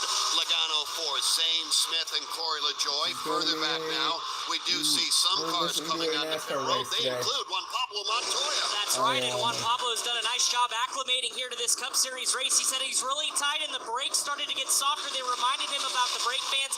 4-tire routine change, Sunoco fuel. Chris Buescher in as well. Really likes his race car, but cannot have any lateral grip going up the SSD post. Anybody by you? Yeah, last lap down it was Daniel Suarez. Here's Justin Haley. Here's Brad Keselowski. Here's Eric Jones getting pit service. This is lap number 36. Kyle Larson is in as well. Larson going to be 4-tire Sunoco Racing fuel, and they just continue to play the strategy here. Now working toward the end of the race. Kyle Larson is down and away. With 3 laps to go, that ongoing battle for the lead continues between Chastain and Shane Van Gisbergen. McDowell continues to hold on to third. Right now, let's give you a mid-race update brought to you by Pfizer. As we run with 3 laps to go now in stage number 2, Ross Chastain's the race leader. Martin Truex Jr. won stage number 1. He was followed by Alex Bowman and Chase Briscoe. We've had 3 leaders among the ones that have taken turns at the top of the field. 3 lead changes, only 2 caution flags, and right now, a host of race cars on the pit lane. Chris Wilner. Absolute chaos here on the pit lane. And if Chris you're wondering coming in. They really didn't like the race car at the start of this run. Slowly chipping away at it. Another air pressure adjustment, 4 tires and fuel. Austin Cindric, they call pitting Wednesday. Here he is a couple laps from the end of the stage. 4-tire routine change, also air pressure, and a slight track bar adjustment. Tyler Reddick, I should say, is in as well. His Toyota pushing through the bus stop seat post. Chase Elliott brings his car. I don't even know what's wrong with Turn number 6, it is Daniel Suarez blowing the corner, drops the back wheels off in the pea gravel. He is stuck over here in the corner for Daniel Suarez on a lazy spin on the entrance of the corner. But we stay under the green flag, and these pit stops now concluding.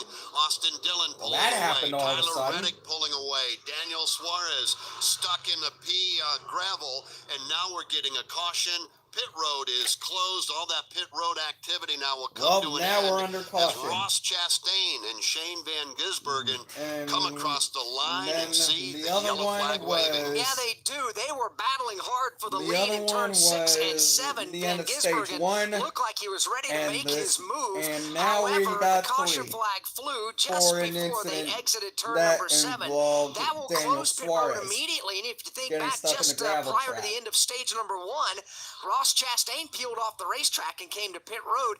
You gotta wonder if he was going to do that again this time. Yeah, absolutely. He won't have the opportunity now. Chastain, Van Gisbergen, Logano. Then comes Ty Gibbs, William Byron. Harrison Burton is going to come across the line in 6. These are playoff drivers that stayed on the racetrack. And again, Alex earning the valuable playoff points. Burton 6, Briscoe 7, and Alex Bowman among playoff drivers in 8th. Yeah, and another playoff driver with another pit road problem. Brad Keselowski had a speeding penalty on his first pit stop. This time on their pit stop, one of the wheels came off of the race car while on the pit lane. I'm sorry, it was a loose tire, loose wheel for Brad Keselowski. So that was a big problem that they had on this pit stop exchange for Brad Keselowski. Where the tire just flat got away. That's just going to be Brad just having to continue to work from the tail end of the field. It's been a long day, uneventful day for Brad so far. The same thing can be said for Kyle Larson and Tyler Reddick and some of the others that we expect to see running at the front of the field lap after lap. Todd will get your thoughts here in a moment. Alex, right now, let's take a look at the movers and losers presented by Craftsman. Take advantage of special deals of the race. Right now at Ace Hardware, visit Craftsman.com. YouTube, do not monetize Another playoff this. driver with a pit road problem. There is no monetization Kyle Larson required. and his team had an interference penalty, so he'll restart at the tail end of the field on this next restart. So playoff drivers having issues today, whether it's being swept up in a crash early on or having problems on the pit lane. This is not the way you want to run Watkins Glen. Boy, the movers and losers are big on both sides of the equation. Since we went back under the green flag on lap 23, Ryan Preece up 24. Denny Hamlin up 22. Yikes. Bubba Wallace up 20. On the other side of the equation, Daniel Suarez stuck in the pea gravel over in turn 6. down 32, Eric Jones down 21, and Chase Elliott down 20 so far. Yeah, you think about the playoff drivers that have had the problems. Ryan Blaney will finish dead last today after being swept up in the opening lap crash over on the inner loop. He lost steering and will finish 38th. Denny Hamlin got swept up in that crash. We had Daniel Suarez now, the latest playoff driver, to spin over in the pea gravel. He's got to be pulled out of there. Tyler Reddick went for a spin in turn 1 a bit earlier on a restart. And then Brad Keselowski with not one but two pit road issues. And now Kyle Larson faced with a pit road problem. He'll restart at the tail end of the field. Playoff teams having issues today. Yeah, and once we get through stage number 2, we'll reset the points, tell you where your favorite driver is at the moment. They are moving all over the place. Ross Chastain and Shane Van Gisbergen run 1-2, and there's some similarities among those two race cars. Yeah, there is. I mean, We'll Van wait till the Gisbergen radio driving for station gets to Colleague Racing, commercial but it break, has and been then announced that he will drive full time next year I will at say Trackhouse. what I have to say during this commercial break. First and second teammates. Yeah, it's been a really good weekend for Justin Marks, the owner of Trackhouse Racing already. Connor Zilich, who is under contract to that team, winning the ARCA and Xfinity Series races yesterday here at the Glen. Ross Chastain having a very solid run, and until a minute ago, Daniel Suarez was in it to win it as well. Yeah, for sure. Let's get an update on that area. It was turn 6 where Suarez went off in front of Jason Toy. Yeah, he got it up over top of the berm, which basically outlines turn number 6 to driver's right. And when he did, it just broke loose on him and just did a lazy spin. The unfortunate part of it, the back wheels, especially the right rear, just went across the pavement into the pea gravel, which is basically about 6 to 8 inches deep of gravel that slows race cars down to keep them out of the wall over here over the high-speed corner in turn number 6. So he got it in there, could not get it out. The tow truck came out, and were able to pull him out pretty quickly. Had a flat as he pulled away here to go down the pit lane. Well, Tyler Reddick, we're finding out, may have gotten some damage on that exchange as well. Boy. Some potential damage to the back of the Tyler Reddick car, who's already had an eventful afternoon. Yeah, he went off in turn number 1 trying to work 4 wide and pick up positions going into that 90-degree right-hander. Sometimes it works, Todd, and other times you damage your race car. Yeah, unfortunate situation here for both of those guys, and really unfortunate for the two fastest cars of the day in Ross Chastain and Shane Van Gisbergen. They had driven out to an over 9-second lead over third and fourth place, a battle that Joey Logano and Michael McDowell had going on. This is going to put everybody that just stopped at 3 to go on essentially on stickers, because we've gone caution here. There's going to be no tire advantage. It's going to be interesting to see how these two can wrestle their way back through the field. You have to adjust and adapt after your strategy goes awry by no fault of your own after the Daniel Suarez spin and subsequently getting stuck down there in the pea gravel. The field is coming to the green and white checkered flag. Top 10 will earn stage championship points. And a look at the top 10 and who will earn these points in the stage is presented by Sunoco. From fueling your favorite NASCAR teams to filling up at the pump, Sunoco is trusted to help vehicles perform at their peak. Sunoco, performance is what we do. 31-year-old driver from Elba, Florida, Ross Chastain, will see the green and white checkered flag. You'll also see the caution flag waving at the same time. Chastain scoring the stage 2 win over Shane Van Gisbergen, Joey Logano, Ty Gibbs, and William Byron. That's your top 5. The rest of the top 10, Harrison Burton, Chase Briscoe, Alex Bowman 9th, Ryan Preece, and Denny Hamlin was 10th. To show you how easy it is to file Okay. So with Ross Chastain winning stage 2, after Martin Truex Jr. won stage 1 earlier,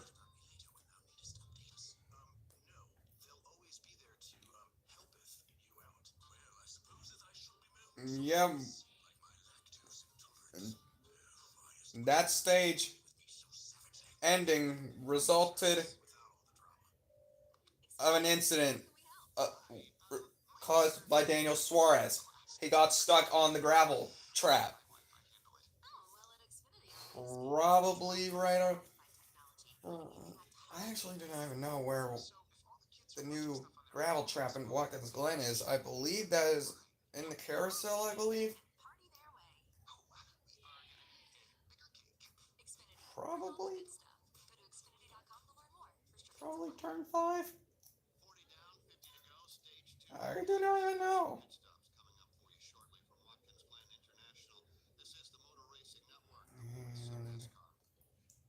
And now we're only just one stage away from concluding this race.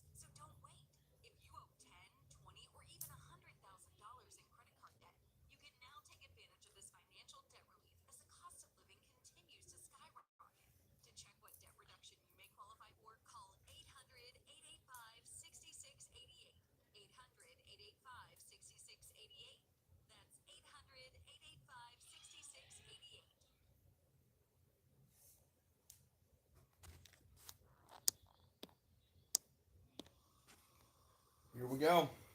Pit stops. Well, depending on what happens right now, we may have a interesting front 6 taking us back under the green flag. That won't happen for a few moments, and it will depend on who comes to pit road.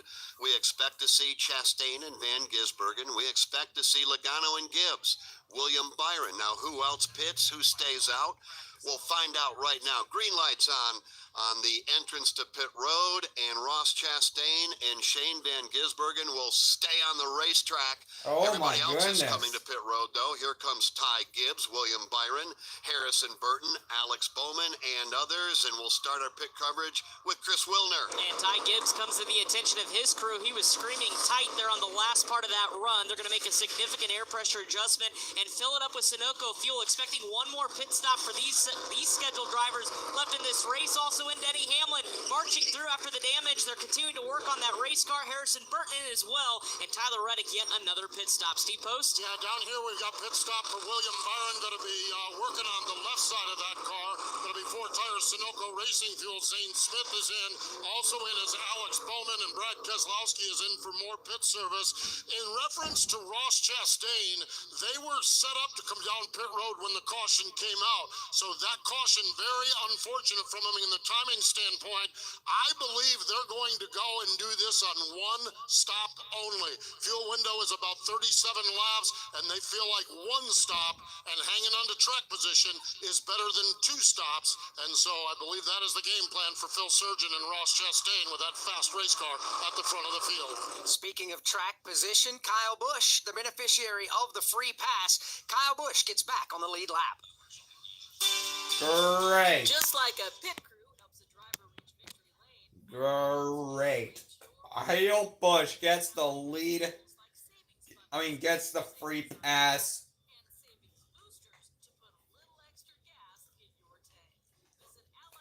That is unfortunate for me.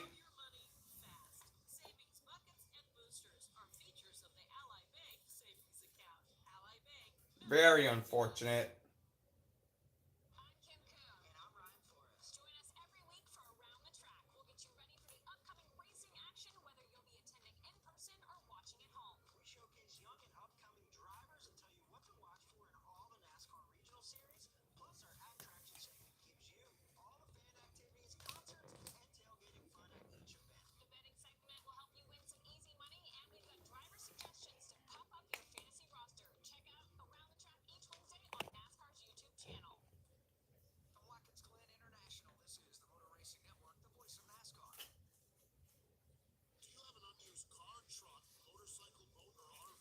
Okay, I believe we're gonna get the restart as soon as our Motor Racing Network comes back from commercial break. And yep, I gotta say the line.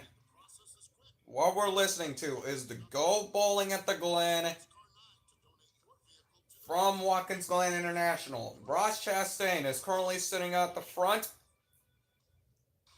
And this is on the Motor Racing Network, the voice of NASCAR.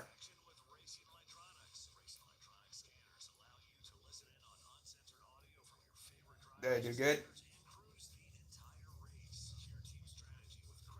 Whatever.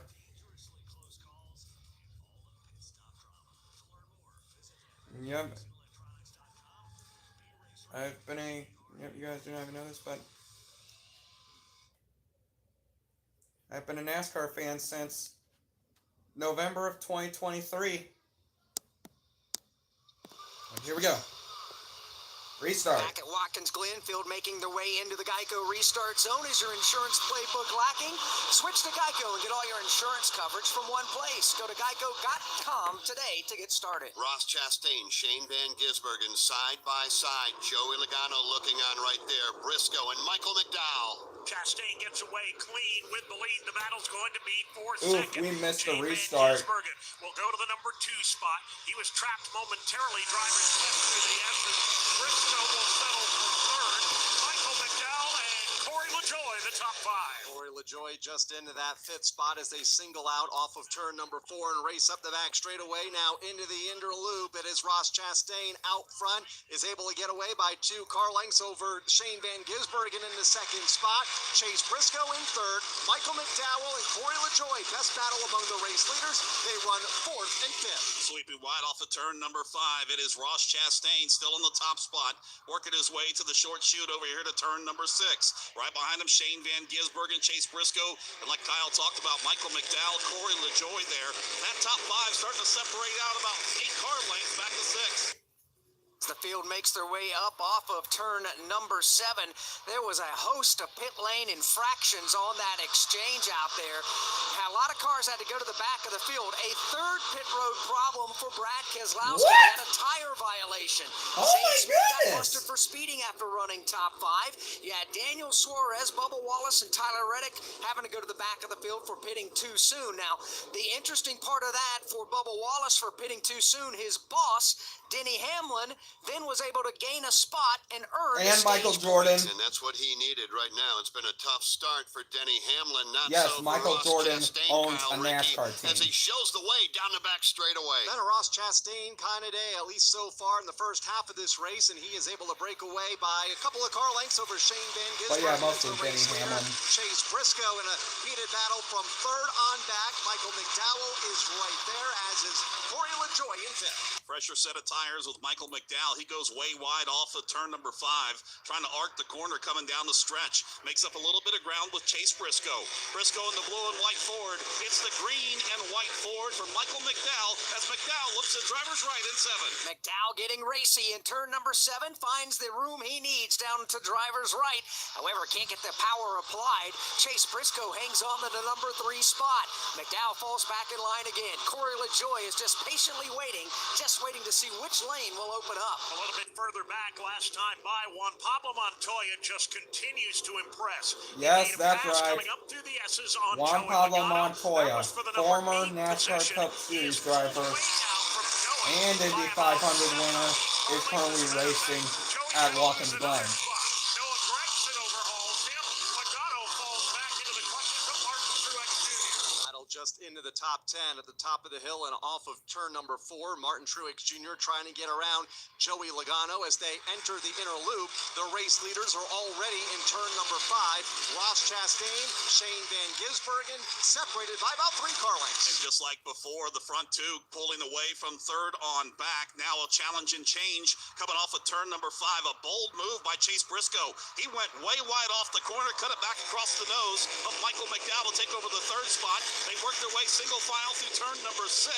Carson Hocevar trying to get into this battle through 7. 45 down, 45 to go. We are halfway in the Go Bowling at the Glen, and Ross Chastain has now led 40 circuits. Shane Van Gisbergen, Briscoe, McDowell, and LaJoie. That is your top 5. Juan Pablo Montoya, you heard Dave talking about him a moment ago. Kart IndyCar Series champion returning. The last time he was behind the wheel of a Cup Series car was 2014, a 7-time Formula One winner. Go bowling at the Glen. Alex Hayden, Ross Chastain out front. Gives us a chance to visit with our good friend John Harbuck, president from Strike 10 Entertainment. How you doing today? Hey, doing great, Alex. Thanks for having me. Just a great weekend. Unfortunately, our car got knocked out quick, but hey, that's why we do the entitlement here at Watkins Glen, because we just bring a lot more to the table than just having a car riding around. Well, let's talk about that a little bit, because you are the entitlement sponsor of the Go Bowling at the Glen. This whole weekend has just been outstanding, but you've been on some race cars all weekend as well. How does that come about, and what's the importance of doing that? Well, demographically, our bowlers and NASCAR fans are the same consumer, right? So we have been in this sport since 2013. We started out at Pocono. We moved away here. We've been here 7 years. So when you look at the success that we've had in building our brand and utilizing this great national platform to just remind people to go bowling, and that's why we do it. And we see that all the time, because you guys have just a wonderful setup in the Midway yet again this year. Was able to walk by, stick my head in there, and look around for a little while. Fans are absolutely loving it. What all kinds of things did you have for race fans here this weekend? Well, we had 2 bowling lanes. We had some of our partner activations inside the Go Bowling fan tent. So we probably had the largest crowd that we've had. Turn number 2. Oh, we got Grohl. He does a smoking 360-degree spin. I don't believe he got any of the Armco barrier, but the second incident of the day for Denny Hamlin, boy, he's hit something. It may not have been the Armco, but it may have been another car. He's got damage on the front end of the FedEx Toyota. And he puts us under the caution flag for the 4th time. It comes out on lap 46, 44 to go. Go bowling at the Glen. Alex Hayden, Chastain, Ben Gisberg, and Michael McDowell right now, top 3. Continuing our visit with John Harbuck, President Strike 10 Entertainment. You were talking about the bowling lanes and all the good things going on down there. There's always some pros that are on site as well, and I know you guys had some more down here today. Well, then, yeah, we had that brings us 3 of our professionals, for the professional 4th time. bowlers, and Brad Miller and Kyle Stevenson, and as well as Verity Crawley, who are representatives of our men and women's Pro Tour, respectively. We've got a really cool promotion going. You can win a trip to Charlotte to bowl with Eric Almirola and AJ Allmendinger if you go to gobowling.com and enter to win. So we do a lot of great things. We're offering a lot of opportunities and just enjoying engaging with the fans over at the Go Bowling Fan Tent. Finally, how can fans find out more information where their local bowling center is, or maybe get a tip from a pro, or whatever the case may be to involved with bowling? Yeah, you can always go to gobowling.com. That's what we're encouraging our fans and NASCAR fans to do. We have 3,400 bowling centers all over the United States, so there's always a place to go bowling. So we're just glad to evangelize the sport of bowling through our NASCAR partnership. Always fun to see you. Thanks again for all you and your team do. Alex, Jeff, you and Jeff, thank you guys. Appreciate you. Absolutely. John Harbuck, President, Strike 10 Entertainment. We work under the caution flag. 3 wide up through the S's is never going to work. Denny Hamlin was to the very outside of a battle between Brad Keselowski on the inside. Kyle Larson was right there. They made contact, and then heavy contact for Denny Hamlin into the barrier that Dave Moody describes. He's on pit road. We'll check there when we come back. To show you how easy it is to file a claim. Well, Hamlin's day is probably going to be over with, because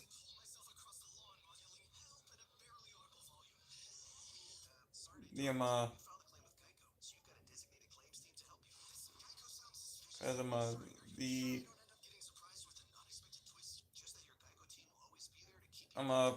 pit road car repair time limit has been turned off for the Watkins Glen race. So yeah, if that 11 car has minor damage, his day is done. It's pretty much race over for Denny Hamlin.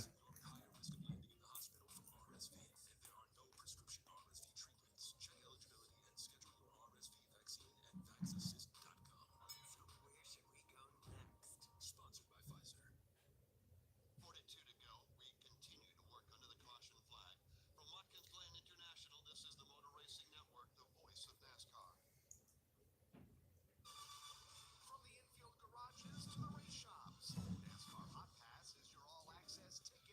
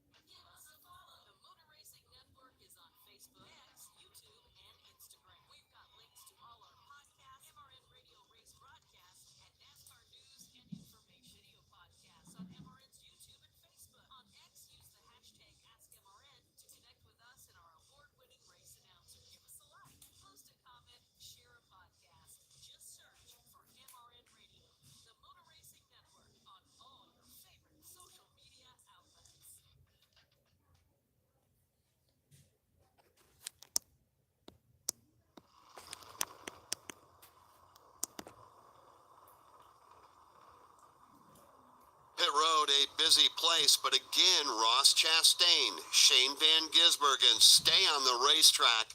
They've only been to pit road once. That happened on laps 17 and 18 for those two drivers. Let's get an update on Denny Hamlin and those that were just on pit road. We'll start with Chris. And Denny Hamlin spent another lengthy amount of time on pit road. He is pretty much doesn't have much of a clean race car left. Every square inch has some sort of ding and dent and in the front of the back of the car as well on this most ensuing caution. He says it still drives okay, but they have plenty of bare bond on that race car to cover up about the entire left side. So Denny Hamlin is down and away, but you mentioned Joey Logano coming down pit road. A lot of chatter on the radio with his crew chief Paul Wolfe. They stayed out the last time for track position. They're going to try to stretch it here just a little bit, maybe banking on another caution, but Joey felt like he needed new tires, and so the call was to bring Joey Logano down on pit road. But again, when we go back green, we should have about 40 laps to go or so.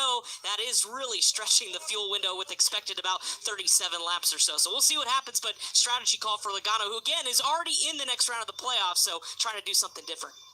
All right, that's how it sounded down there on the pit lane. Now, you look at this and the way this is playing out right now, Jeff, Daniel Suarez gets back on the lead lap. He was the only car one or more laps down, so all cars still running. 35 of the 38 starters are now back on the lead lap. With 41 to go, let's take a look at the keys to winning today, or revisit them, presented by Progressive Insurance. Insurance for motorcycles, boats, and RVs. Protection on the road and on the water. See how much you could save at 1-800-PROGRESSIVE and Progressive.com. The keys to winning, brought to you by Progressive Insurance. Austin Cindric gave those to us back on NASCAR Live at race day. It was all about the tires and tire conservation and what the strategy was going to be. And we've seen a lot of different strategies employed here today. And obviously here at Watkins Glen, to have some success, you got to stay out of trouble, knowing that restarts are going to be crucial, and you got to keep the car on the racetrack. Everybody's done a fairly decent job, but we have had quite a few wrecked race cars today. Before we go back under the green flag, crew chief, you have been burning up pen after pen after pen, going through paper over there, trying to keep track of strategies and those that are coming and going. What are we following right now? I feel like there's guys here that probably on the edge of their window. Joey's been a great one to save. We've seen him win fuel mileage races, the two races he's won, so maybe they're in a window, but I feel like everybody's just outside the window. We've got to have one more stop for at least a little fuel. Here they come to the line. There'll be 41 laps to go in the Go Bowling at the Glen. Pace car hits the pit lane. Ross Chastain to driver's right. Shane Van Gisbergen driver's left. Green flag goes back in the air. What a jump by Ross Chastain. He'll get away and clear the entire field. Now under braking, Van Gisbergen takes a peek to the outside. He's been untouchable on restarts today, has been Ross Chastain. He is yet again. The challenge is going to be for second place. Michael McDowell drives it in hard. Driver's right on Shane Van Gisbergen. Can't hold the spot up through the S's. So it's Chastain, Van Gisbergen, McDowell, and Corey LaJoie to the backstretch. LaJoie right there in position number 4 as they hit the back straightaway. They'll fan out 2 and 3 wide further back just outside of the top 10 as the front 5 get single file through the inner loop. Led by Ross Chastain, who continues to hold the top spot.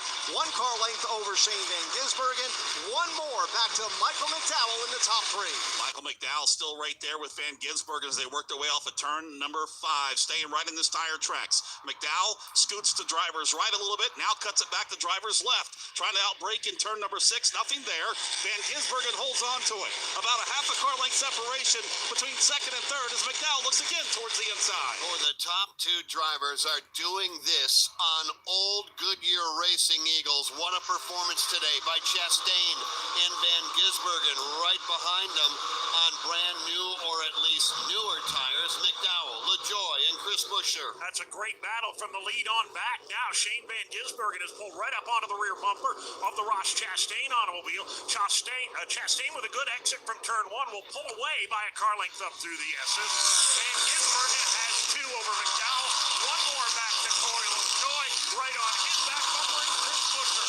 Very Here comes Chris Buescher. Had a good run at the exit of turn number 4, but can't make a move on LaJoy. Settles in the line in 5th as they hit the bus stop. Chastain continues to lead. Car length over Van Gisbergen. Top 2 are able to break away by a couple of car lengths in turn 5. Michael McDowell currently in that 3rd spot and running unchallenged. And he's bringing that 3rd spot with Corey LaJoy right behind him. Back there is Michael McDowell.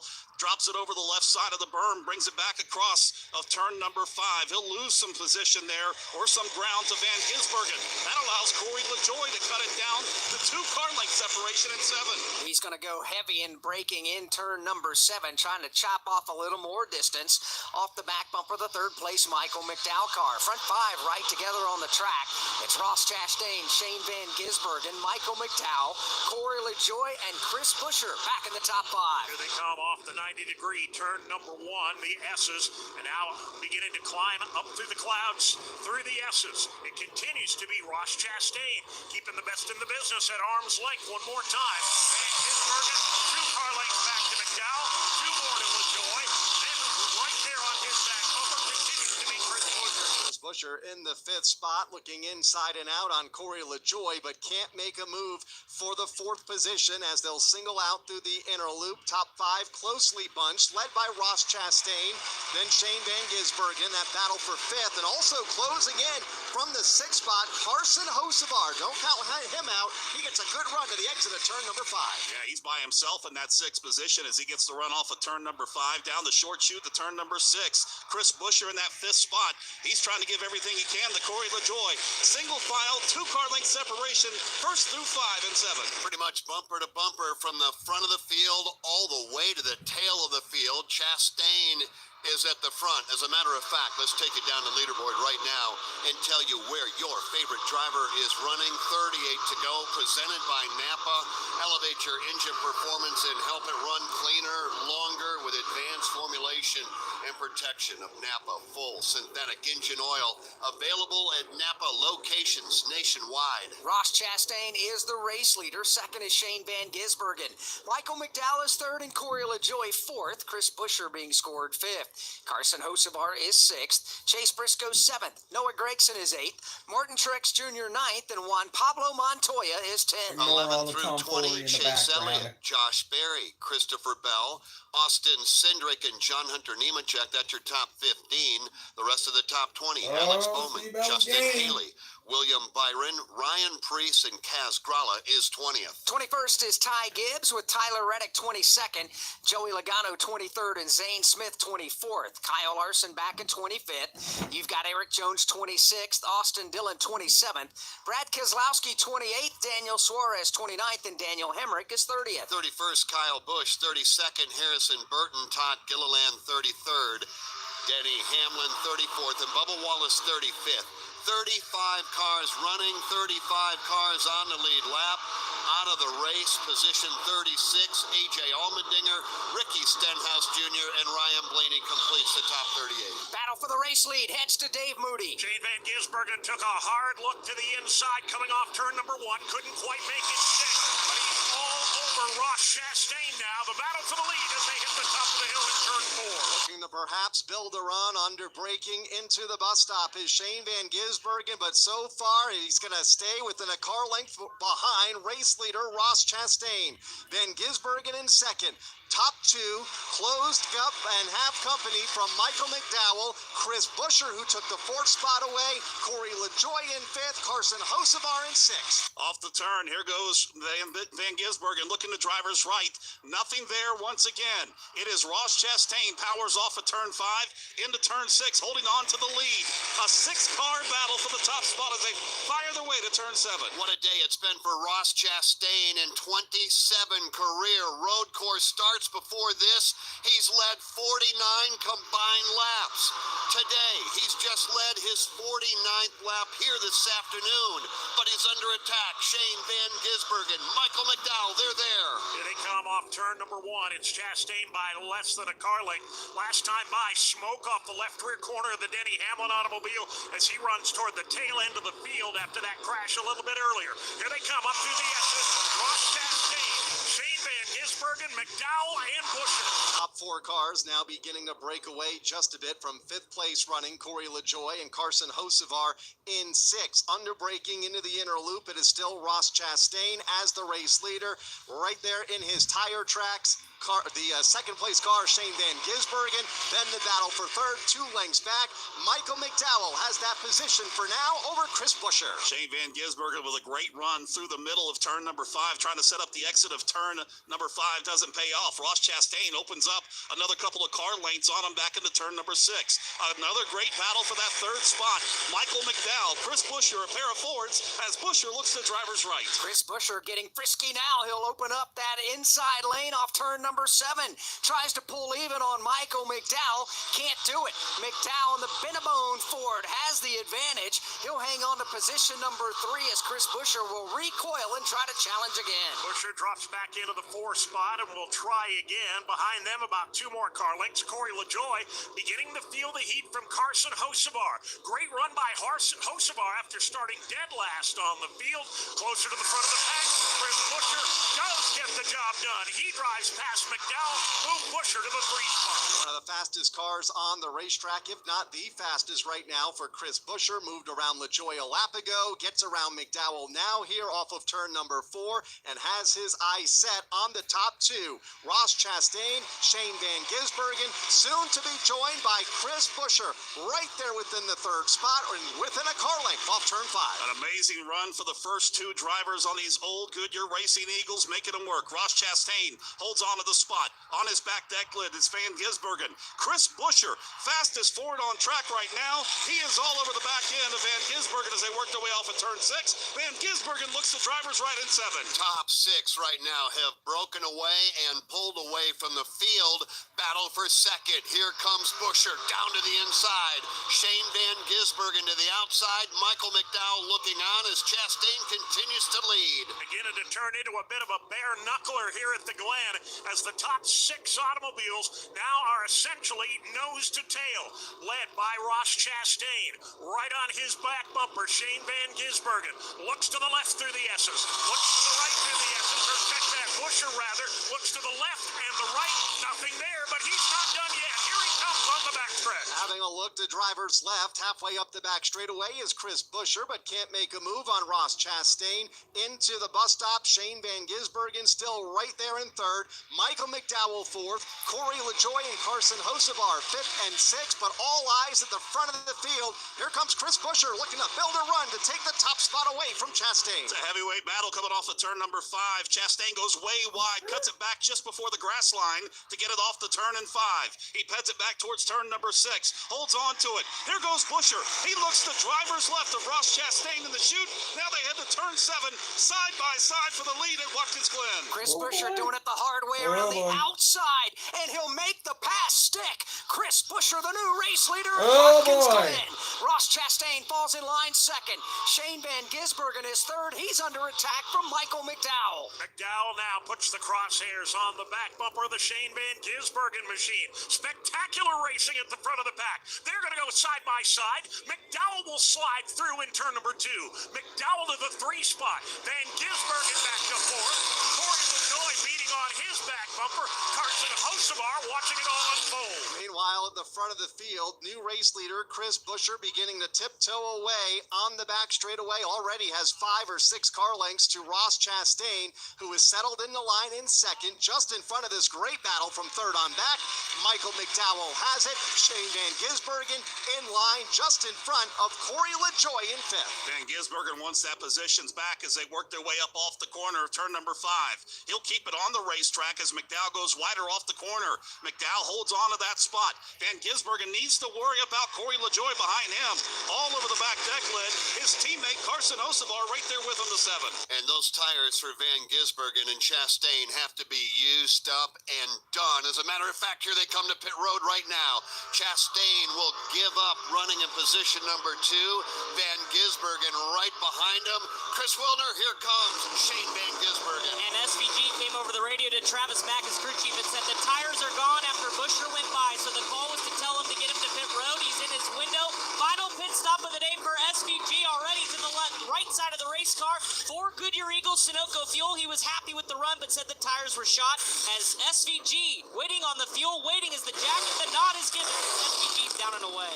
The third and final driver on this same strategy, Chase Briscoe. He is in for tires and fuel. Ross Chastain waiting on fuel, waiting on fuel, waiting on fuel. They drop the jack. Chastain gonna beat Shane Van Gisbergen off from pit road. Pit stops here on lap number 58. Chase Briscoe, the other driver, makes his way out onto the racetrack on that same strategy. With 32 laps remaining, Chris Buescher leads Michael McDowell, Corey LaJoie, Carson Hosebart, and Noah Gregson. Hey, race fans. I'm AJ Allmendinger, driver of the Go Bowling Chevy Camaro.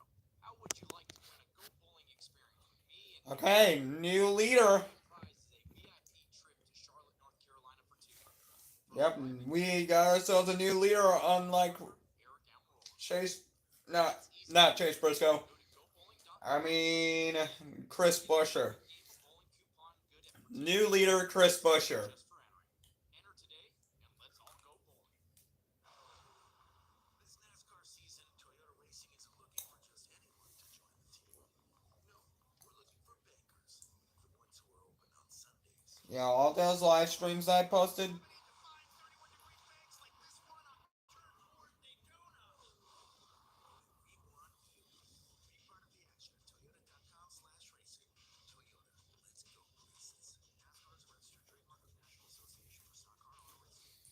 All those streams, all those live streams that I did. Stops. Ross Chastain is settled in line in 30th. Shane Van Gisbergen 31st. It will not be the same as last week. Now they're going to wait for everybody else to see if they are going to come to pit lane. Right now, Michael McDowell continues to show the way with 31 laps to go from Watkins Glen International. This is the Motor Racing Network, the voice of NASCAR. Hey, race fans, Corey LaJoie here.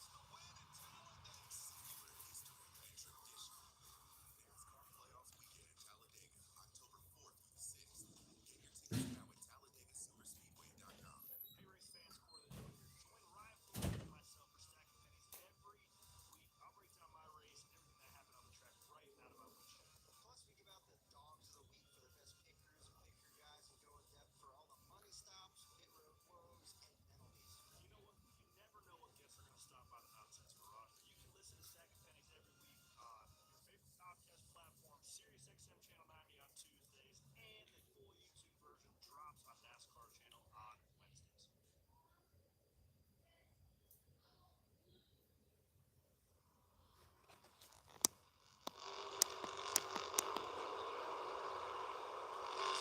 Back here at Watkins Glen, 30 laps remaining. Time now for a mid-race update brought to you by Pfizer. Ross Chastain led the field to the green flag and led 51 laps. He was just on pit road.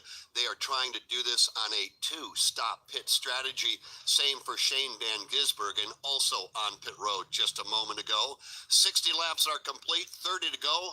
Michael McDowell, who has yet to pit, leads over Corey LaJoie, Noah Gregson, Martin Truex Jr., and Josh Berry. So you might wonder, where is Chris Buescher after leading just a moment ago? Chris Wilner can tell us. And because Alex, he pulled down on pit road, and it was a 4-tire change as we got one spun around near the entrance of pit road. It's Christopher Bell trapping some of the cars from trying to get to pit road like Ty Gibbs. He gets it spun around, but Buescher was in 2 laps ago. He'll have 32 laps of green flag running on his tires. Sebo now finally gets to his pit stall, but man, he's going to lose a ton of time after looping it around. It'll be a 4-tire change for Seabell, who last pitted on lap 37. Ty Gibbs is in. Also, John Hunter Nemechek is in. McDowell, LaJoie, Gregson, Truex, and Berry. They last pitted Alex Hayden on lap number 37. So strategy being played right now with 29 laps to go. Todd Christopher Gordon, Bell. is Why? their favorite strategy in your opinion? Boy, I don't know where else all plays out. I don't know that anybody. We only saw the one car and the 16 car of Shane Van Gisbergen and Ross Chastain. They only went 28 green flag laps on that last set of tires by my count. So here you have to go a little longer than that. They paid the penalty there late in that run. I don't know what's going to happen again in this race. Right now, Chastain back in 24th and Gisbergen right behind him in 25th. Dang, They've pit got road work has to do, mostly but again, been a the number devil of cars still of need this to come race to pit today. road. Noah Gregson was third. He's on pit road. Here comes Eric Jones. Chase Yeah, Elliott. pit road has been Let's causing cover a the lot of stops. problems Noah Gregson's headed to a towards lot of deep post. Yeah, Noah to a Gregson's lot had of a very big names solid like day Brad here, been in the Keselowski. top 10 all day long, and here he is in the I red top don't and even beyond know who colors else. on the Ford Mustang. As you All crew around to the right I side, know just a is that Brad solid Keselowski stop got is what busted they're looking for. Four and tires, got Sunoco penalized Racing 3 Fuel, two times pit boxes on in pit front of road. him. Chase Elliott is in. Gonna be four tires, Sunoco Fuel. Noah Gregson stalls the race car. Stalls the race car. It won't go into gear now. The car will not go into gear. A mechanical problem for Noah Gregson. Now it finally does, but a lengthy pit stop for Noah Gregson. Tough break for Noah Gregson as we work a cycle of green flag pit stops. The first to come in were Ross Chastain and Shane Van Gisbergen. Currently, they are 23rd and 24th, respectively. It's worth noting, though, Chris Buescher and Carson Hocevar also came to pit road a few laps later. Chris Buescher is 20th and Hocevar is 22nd, so they both got out after the pit work sooner than Chastain and Van Gisbergen. Having good pace when Van Gisbergen and Chastain came to pit road. Those two got laps out there. They got themselves in a position to cycle forward. And same with Daniel Hemrick. More on that in a moment. Martin Truex Jr. is on pit road. Last time he was on pit road was lap 36. They stretched it like Todd Gordon said to fill it less with fuel. Already he's down and away for MTJ. Now Josh Berry is on the pit lane, and Steve Post, here comes Alex Bowman. The purple ally colors on the Chevrolet crew around to the left side of it. It's been a solid day for Bowman. He got shuffled back with track position. They want to just have a nice solid stop and try to pass a few cars and race their way forward. A little slow on the jack on the right side. Four tires, Sunoco Racing Fuel. Alex Bowman is down and away. And again, I think it bears repeating right now, Chris Buescher, of those that have stopped and made their last stop, is the driver highest up on the leaderboard in 17th, running in front of Carson Hocevar. Then you get back to Chastain. Then you get back to Shane Van Gisbergen. So a lot is going to unfold here as Michael McDowell stays on the racetrack. He leads. It comes across the line. Corey LaJoie, Cindric, Joey Logano, Zane Smith. But again, all of this is going to change at some point or another. Yeah, it is, because not everybody on the track can still go the remaining 26 laps on this tank of Sunoco fuel. Tires, the Goodyear tires have been a big story this entire weekend. Todd, I know you were impressed a little earlier with Ross Chastain and Shane Van Gisbergen, but overall, what is your assessment of what we're seeing here with the Goodyear tires? I think we've seen comers and goers. We've seen teams that hit it with this tire combination, like the 1 in 16 teams of Ross Chastain and Shane Van Gisbergen. We've seen other guys that have really struggled to have long-run pace with this. I think it's made the racing really interesting. Right now, Michael McDowell out front and cutting some very fast laps. As a matter of fact, let's take a look at the Xfinity fastest lap of the race, run by Michael McDowell, a lap at 119.640 miles an hour for Michael McDowell. Xfinity keeps NASCAR fans in the zone with ultra-low lag and connection you can rely on. Stream NASCAR from the best seat in the house with Xfinity, because you only live once. Learn more at Xfinity.com. McDowell's lead over second place Corey LaJoie is right at 3 full seconds. And then it's another 11 seconds back to the third place running Austin Cindric. Joey Logano is 14 and a half seconds back in the number 4 spot. Zane Smith is running 5th. He is 15.3 seconds behind with 25 laps to go as Tyler Reddick, a playoff driver, peels off the racetrack and comes to the pit lane. 25 laps doesn't seem like a lot, Jeff, but on a road course, that's a long way. Yeah, that is a long way. You gave the top 5 that still have to come to pit road. Others that have to come to pit road, running 6, Kyle Larson, Keselowski, and Suarez have to come to pit road. They're 7 and 8. Austin Dillon, Harrison Burton, Kyle Busch. Then you get back to Chris Buescher, who is already up to position number 12. Bubba Wallace is 13th. He's got to come to pit road. And then you get back to Carson Hocevar, Shane Van Gisbergen, and Ross Chastain. How long will they stay out? Talking about, I think, in particular, your race leader, Michael McDowell. Here he is off turn number 7. He's going to stab the brakes, and here is the race leader. Michael McDowell gets the car down to pit road speed. Corey LaJoie stays on the track. LaJoie picks up the race lead. Here is the green, pink, and black Ford Mustang Dark Horse with a Bennabone down the side. Michael McDowell on the pit lane. Michael McDowell was told those last few laps go as fast as you can to get as big of an advantage as you can so they can spend as little time as possible here on pit road. Already around to the right side of the crew, Sunoco Fuel is done. The body language says that was a good-looking pit stop. They accomplished what they did. McDowell, 45 miles per hour. There he goes, back out onto the speedway. We'll see where he cycles in with the rest of the front runners. Trip Row presented by Wendy's. Wendy's bacon or sausage breakfast burrito is everything you want, all rolled up into a warm tortilla. If it's a full-blown breakfast, gotta be Wendy's at participating U.S. Wendy's. Corey LaJoie inherits the race lead after Michael McDowell came to pit lane. Austin Cindric now is second.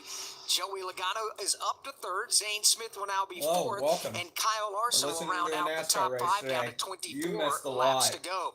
Now, let's pause 10 seconds for station identification on the Motor Racing Network.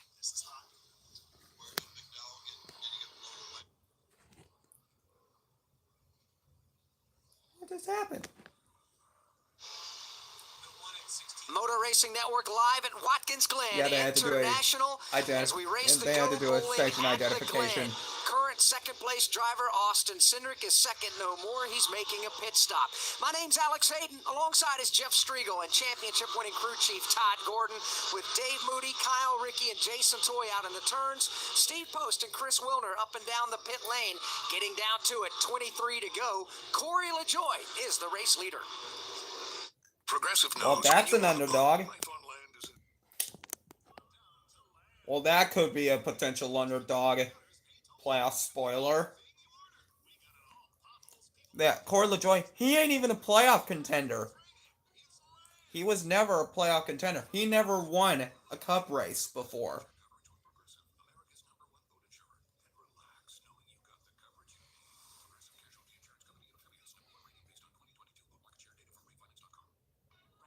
Yeah, again, he's not a playoff contender.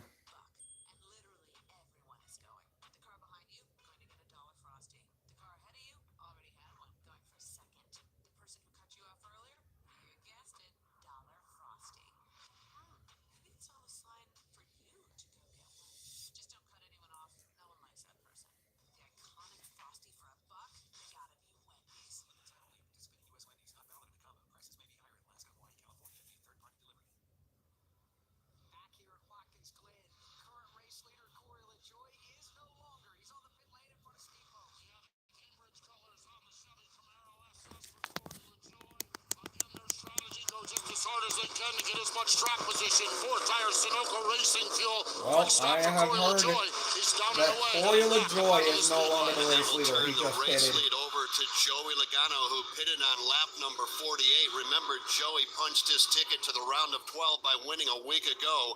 It's Logano out front right now with 21 laps remaining from Watkins Glen International. This is the Motor Racing Network, the voice of NASCAR.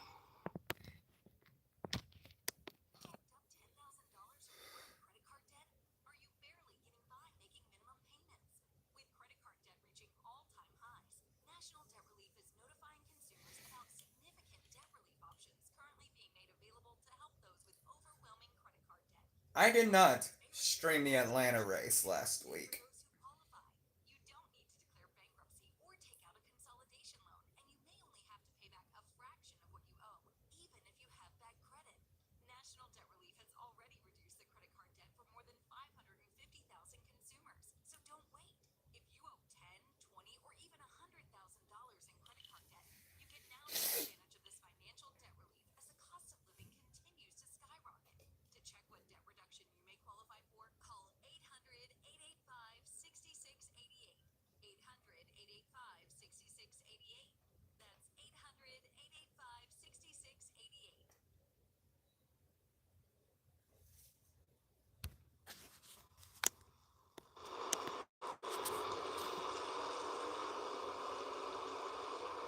top 5 at the moment, all pitted on lap number 48.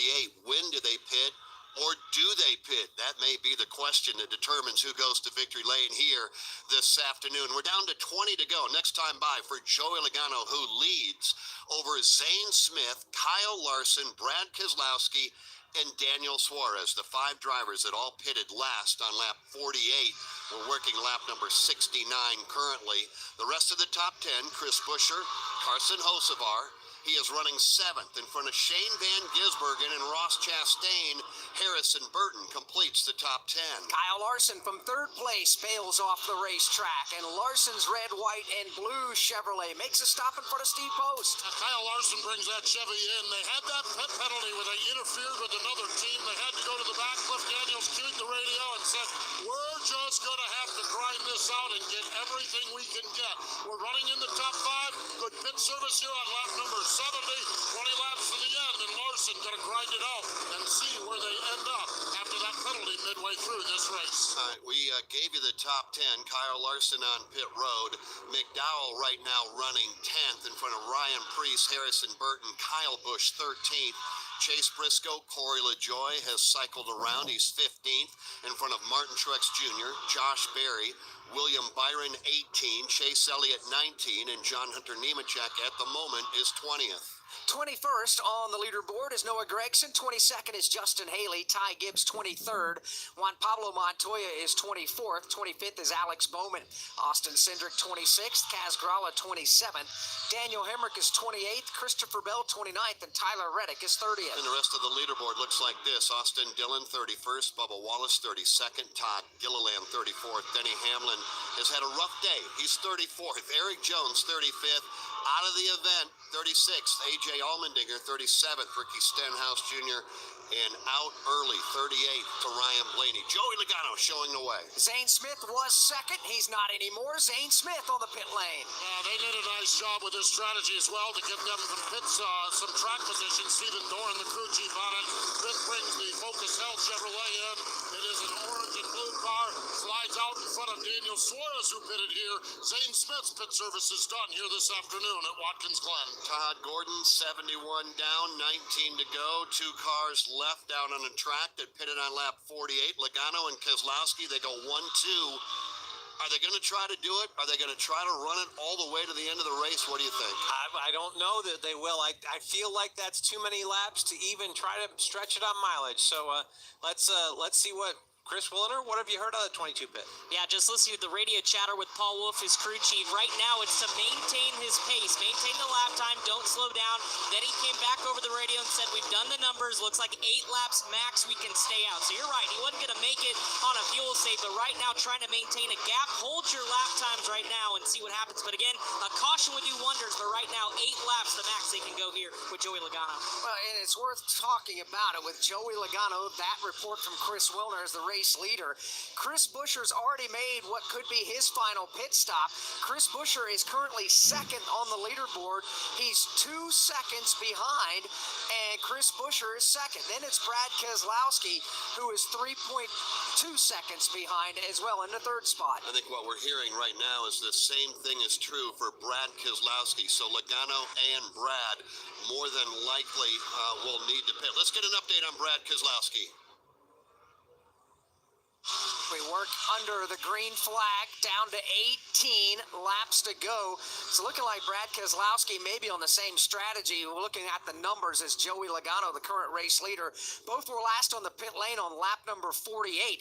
It's worth pointing out Shane Van Gisbergen passed Ross Chastain. He has since passed Carson Hocevar. So Shane Van Gisbergen is up to the 4th position. And if, in fact, Logano does come to pit lane, as a matter of fact, Logano is under pressure right now for the race lead. Logano has Chris Buescher to his inside in turn number 1. Chris Buescher has reeled him in methodically, and it's not going to take long. He just drives around him in turn number 1 in the 90-degree S's. Up through the S's they will come now, and Buescher is very quickly pulling away.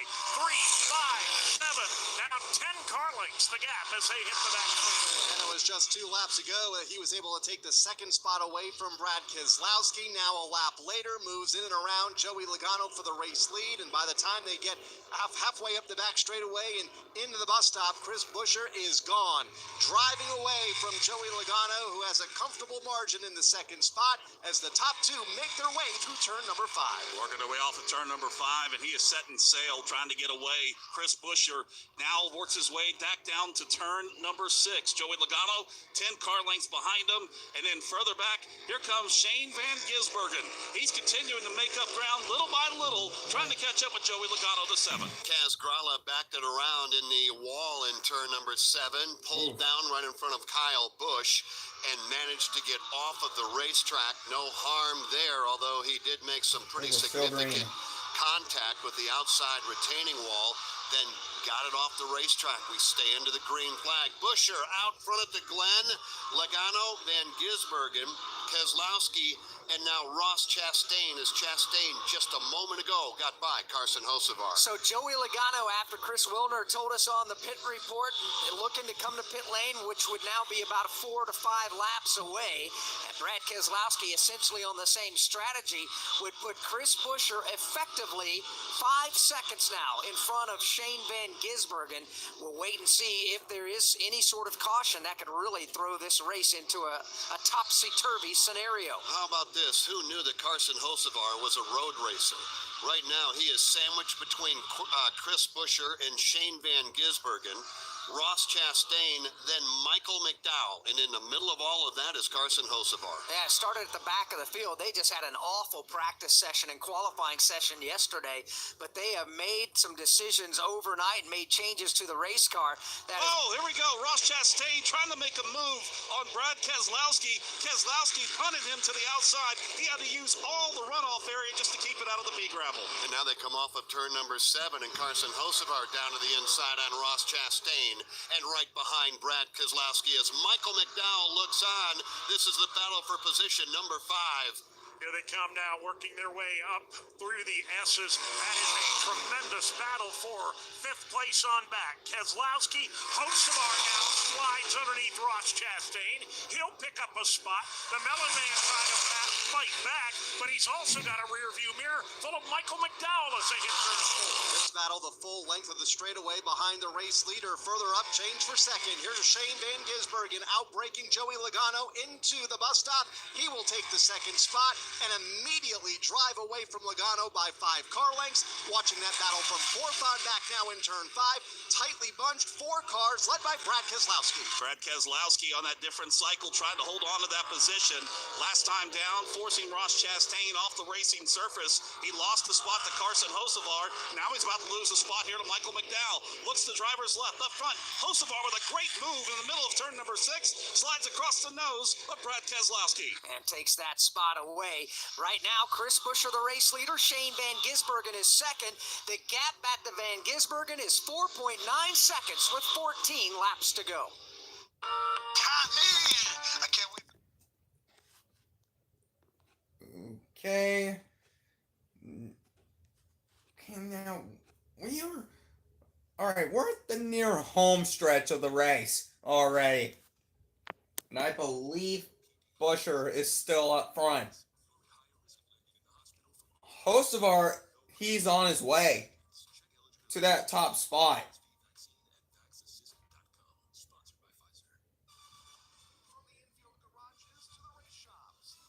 Yeah, again, we are at the near end of this event.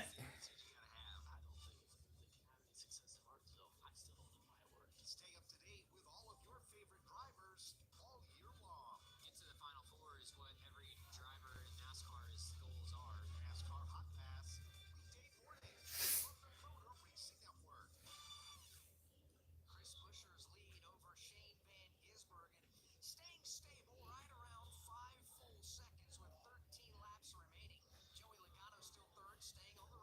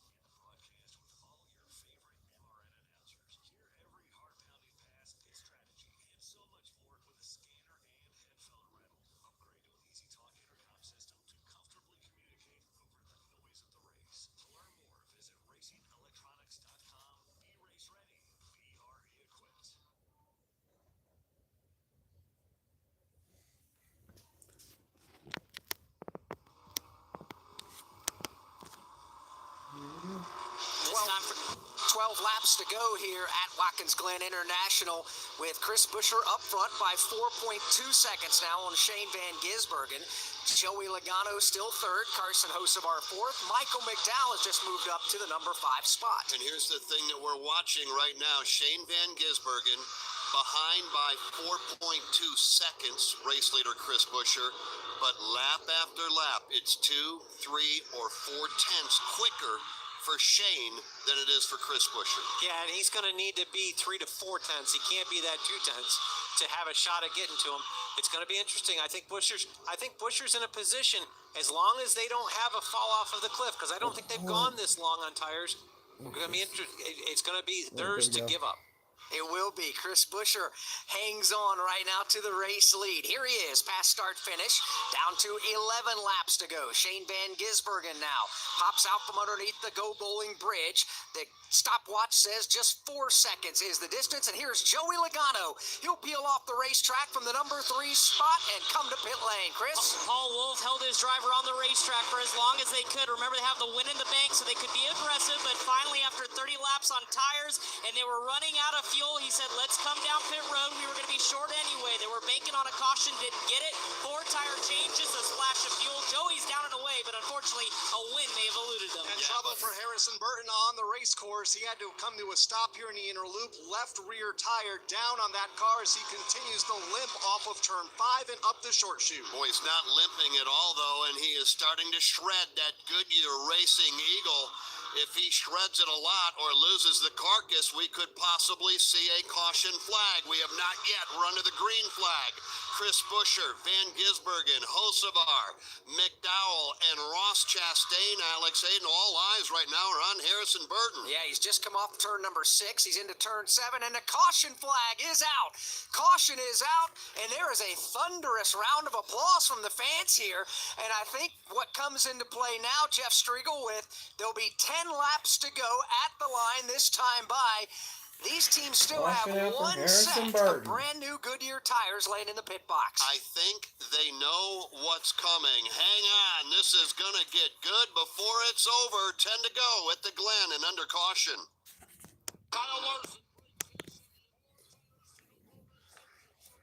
Alrighty. Probably our 5th caution of the day. Or maybe our 6th one of the day. And that one for Harrison Burton.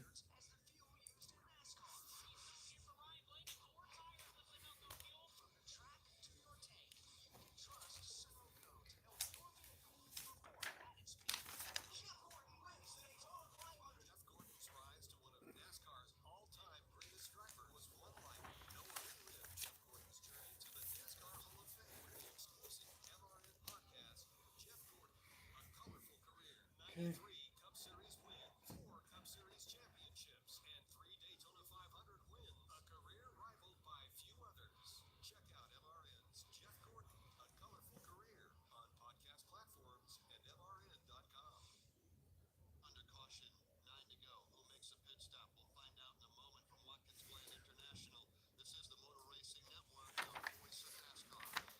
Hold up.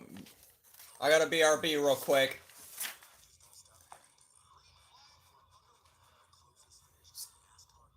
Gonna take a little bit.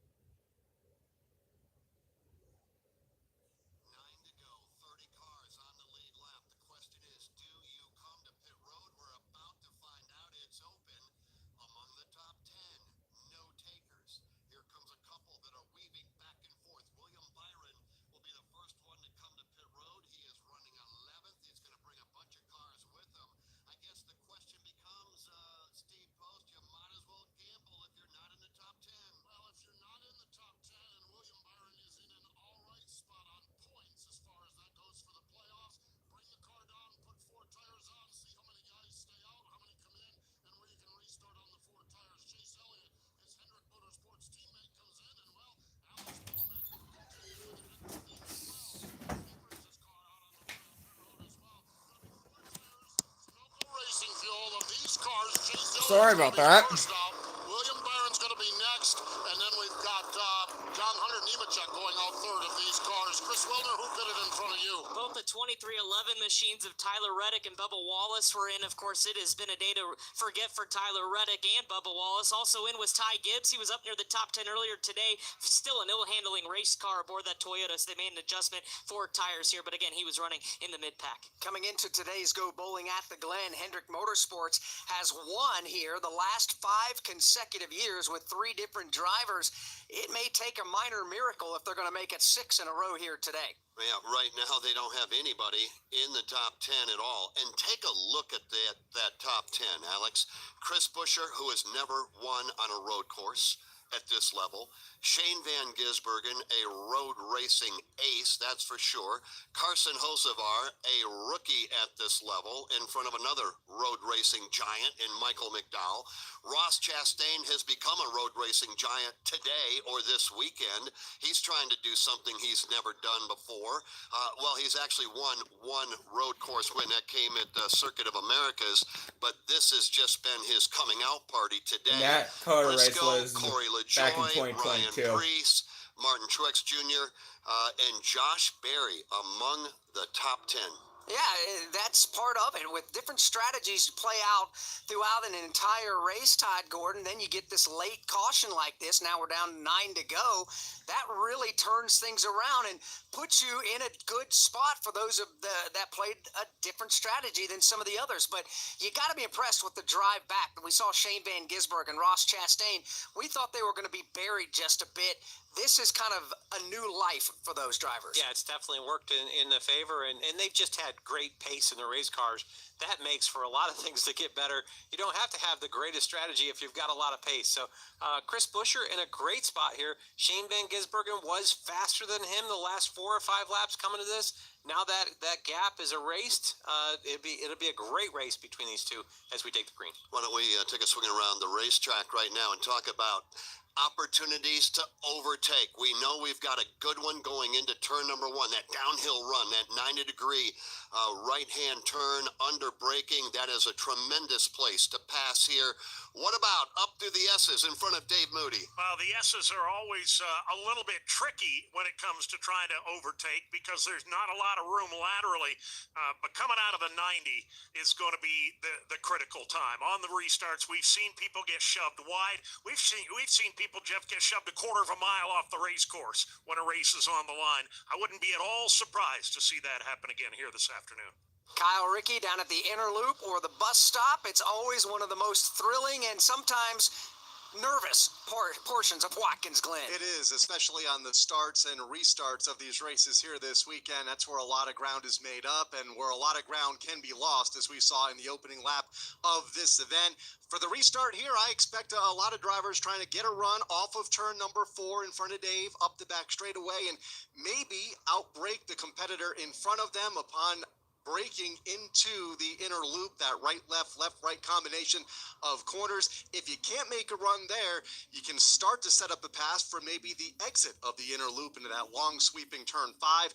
A lot of possibilities out here, and my money right now could be on Shane Van Gisbergen because he knows how to get it done in these type of cars on this circuit. He's been fun to watch here all afternoon. Well, if you can't get it done through the first 5, you've got 2 more, and they're good opportunities. Jason Toy, a couple of 90-degree turns will take the field back out onto the front straightaway. And the big thing coming off of turn number 5 is all that runoff area that they have that is known as the short chute on the part of the road course that is not normally used, called the boot, but there's a lot of area, a lot of asphalt out there for them to let those cars kind of drift wide and kind of arc things coming off the corner. And we've seen that a couple of times here this afternoon. Same thing for Shane Van Gisbergen. He's done it both on the outside and in keeping it in between the lines on the racetrack. But the drag race down to turn number 6, who can outbrake, who can outdrive into the corner the other driver? We've seen some passes here. We've also seen some cars come together here because there's a wide runoff area off of turn number 6 that a lot of these drivers will try to utilize to kind of get that shot as they head to the bottom side of turn number 7. So let's restart the drivers who have the freshest Goodyear Eagle tires. How about Joey Logano? He's back in 16th. Logano has got the freshest tires. At least he's the highest runner of those freshest tires. Yeah, I think this is going to be It's going to be chaos with all of these fresh tires behind all these guys on old tires. I don't know that we have seen the last of the yellow flag today. It's going to be chaos. That's the words coming from championship winning crew chief Todd Gordon, and I think Todd is correct. All right, so what we have now is Shane Van Gisbergen has the opportunity to elect to start inside or alongside Chris Buescher. He does not. He gives that up. He will start behind Buescher and give that inside lane to Mike, or check that Carson Hocevar. How about this? You've got the veteran in Buescher to the one side, and you've got the rookie Hocevar to the outside. It's ready to get crazy here at the Glen. They come up off of turn number 7. There will be 7 laps to go. Can't get on the gas until they get to the Geico restart zone. To driver's right, it is Chris Buescher. Carson Hocevar in the front row. Hocevar jumped quickly. Green flag is back in the air. And once again, the hills are alive with the sound of NASCAR racing. Down to turn number 1. They'll stand on the brakes. Can they get through turn 1 cleanly? They're side by side. Side by side off turn number 1, heading for 2. Everybody in lockstep formation. Further back, they're 3 and 4 wide. Here they come, up through the S's. Battle for the lead. Hocevar trying to hang on, can't do it. Buescher is away with the lead. Hocevar second. Shane Van Gisbergen and Ross Chastain. Oh, we got trouble off the top of turn number 2.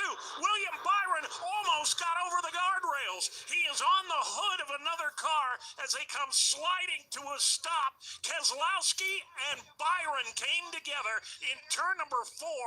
William Byron almost went over the Armco barrier. He stays in the ballpark and ends up parallel parked on the hood of the Brad Keselowski Ford. And guess what, Dave? We're going to do it all over again. The caution flag is out. It is our 6th of the afternoon. Well, it flies on lap 83. A couple of cars battling outside of the top 10 make contact in front of Dave Moody. And amazingly enough, Jeff, both of them are going to be able to drive away without the appearance, at least, of severe damage. It just got wild back there in the middle of the field, around 12th, 15th, 18th place. They were 3 and 4 wide all the way up through the S's. It just doesn't work very often. They got together at the exit of turn number 4. William Byron up on top of the Armco barrier for a moment or two, landing on the hood of the Brad Keselowski machine. Just simply hard racing out there, and it was a scary crash indeed. But I'll go back to what our colleague here, Todd Gordon, said. Number 1,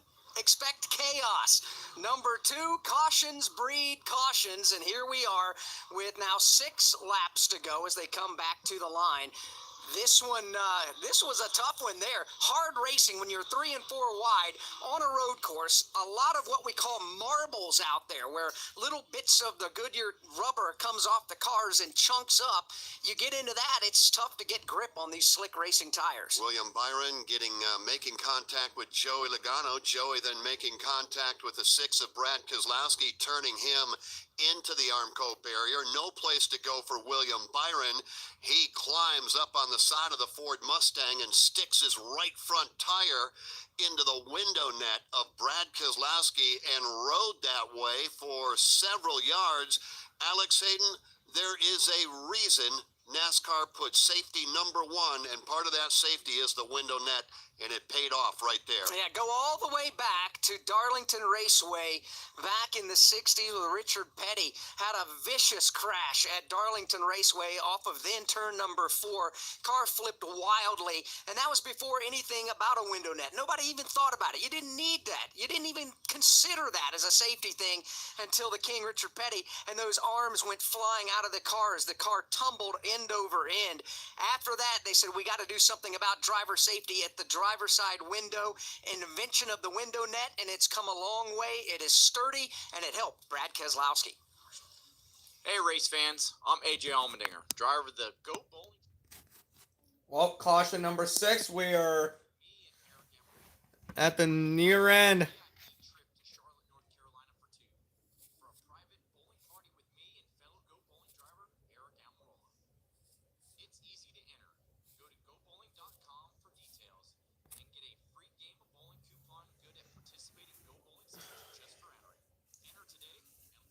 So let's not expect another caution as soon as we head into the restart. Help support your local Children's Miracle Network Hospital and save 20% off select Craftsman V20 products. Shop this deal of the race at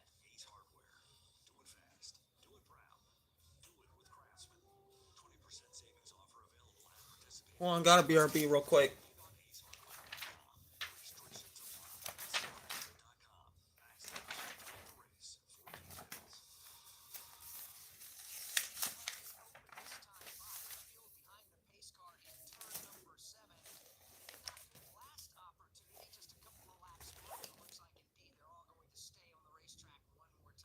From Watkins Glen International, this is the Motor Racing Network, the voice of NASCAR. Attention! Have you racked up $10,000 or more in credit card debt? Are you barely getting by making minimum payments? With credit card debt reaching all-time highs, National Debt Relief is notifying consumers about significant debt relief options currently being made available to help those with overwhelming credit card debt. These options may reduce a large portion of credit card debt for those who qualify. You don't need to declare bankruptcy or take out a consolidation loan, and you may only have to pay back a fraction of what you owe, even if you have bad credit. National Debt Relief has already reduced the credit card debt for more than 550,000 consumers, so don't wait. If you owe $10, $20, or even $100,000 in credit card debt, you can now take advantage of this financial debt relief as the cost of living continues to skyrocket. To check what information you may qualify for, call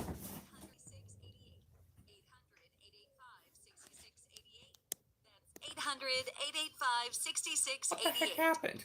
This is Chase Briscoe, and you're listening to the NASCAR Cup Series playoffs on the Motor Racing Network, the voice of NASCAR. Now, back to the race. The heck happened? Back here at Watkins Glen International, it's race 2 of 3 in the opening round of the 2024 NASCAR Cup Series playoffs. And playoff drivers have taken a beating somewhat here today, Jeff. By my count, on the very first lap, Ryan Blaney and Denny Hamlin got swept up in a crash. Hamlin has since been in a couple of more problems, but Blaney is out of the race after that lap 1 crash. He'll finish dead last today. Daniel Suarez spun over in the pea gravel, had to be pulled out in turn number 6. Tyler Reddick got punted in turn number 1, spun around. He got collected, had some more damage on the car a little later. Christopher Bell got turned around off turn number 7. Here in this latest crash, Brad Keselowski and William Byron involved in it.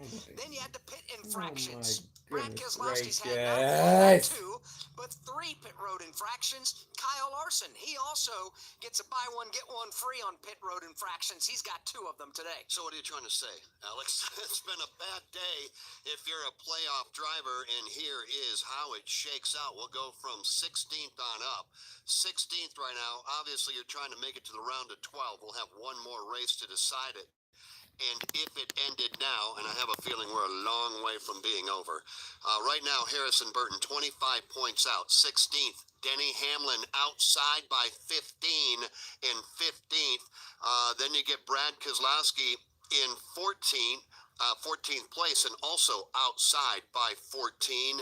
Martin Truex Jr., 13th, below the cut line by 9. Ty Gibbs is the last one in right now. He has a 9-point advantage in the 12th spot. Chase Briscoe is 11 points to the good. Kyle Larson is plus 30 points. William Byron, after this crash, currently plus 32. Ryan Blaney, 33 points to the good. It's a good thing Blaney had a heck of a race at Atlanta last weekend, because finishing dead last today, he still has a 33-point cushion.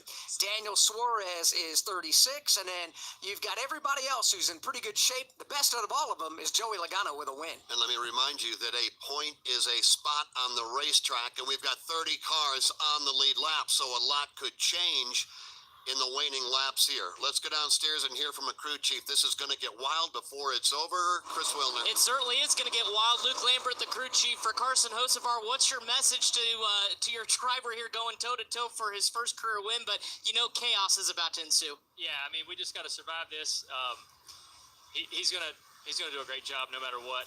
I think that it's really going to come down to what happens with the lanes behind us. We got to make sure we protect that and get through turn 1 clean. But he knows what to do, and I think he can close out a really good day for this Mattress Warehouse Chevrolet. I know we talked all week about the marbles and knowing when they sweep and where they don't sweep. Does that influence the choose here? Yeah, it does a little bit. We just saw what happened. We just had a restart, so all the marbles are kind of cleaned up, or at least we know where they're cleaned up at. So it has a little impact, but for us being on the front row, it's pretty clear. All right, appreciate it. That's Luke Lambert. And again, everybody up here in the Spire Motorsports group cheering on Carson Hocevar, who's in contention for his first career win. Yeah, and he just gave away where they're going to choose.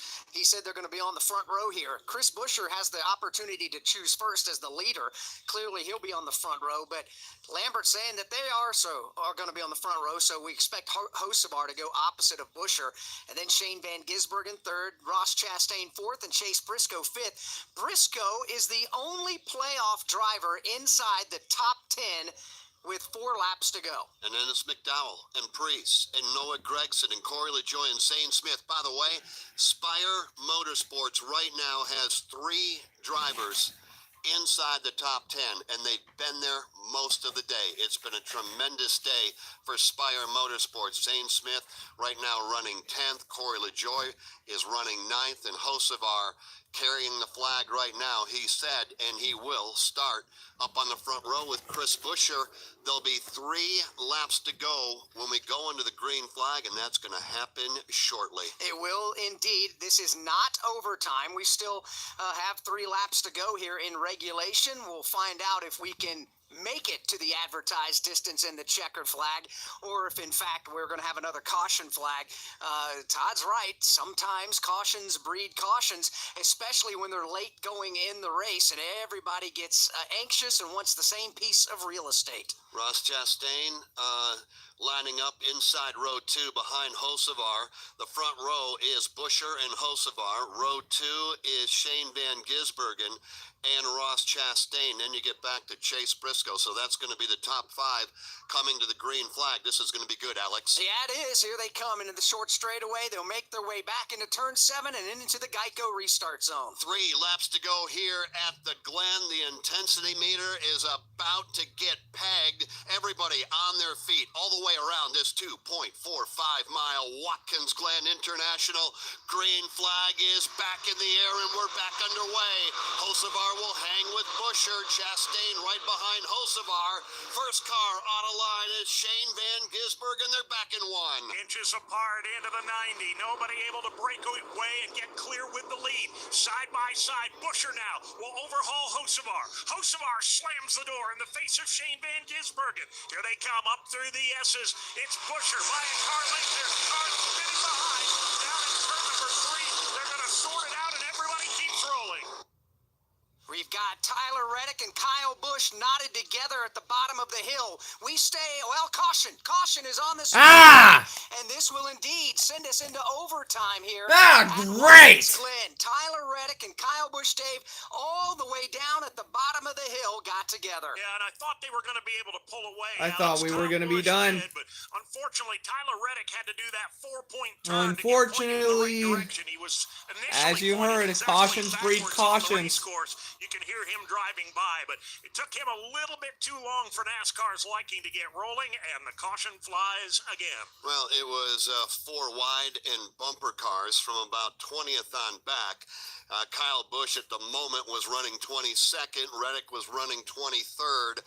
They actually just got collected. A lot of that happened in front of them. Todd Gordon, you've had a chance to kind of survey and, you know, is that a situation where you've got drivers just getting outside of the racing groove? Yeah, it's one of those situations.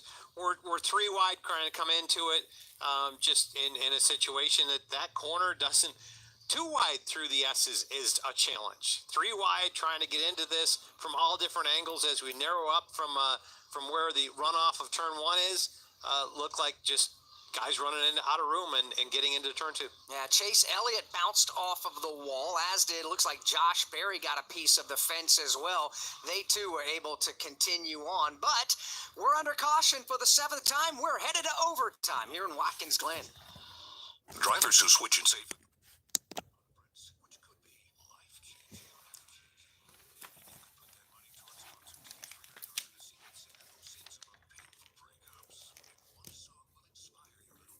Well, hold on. I'm going to step out real quick.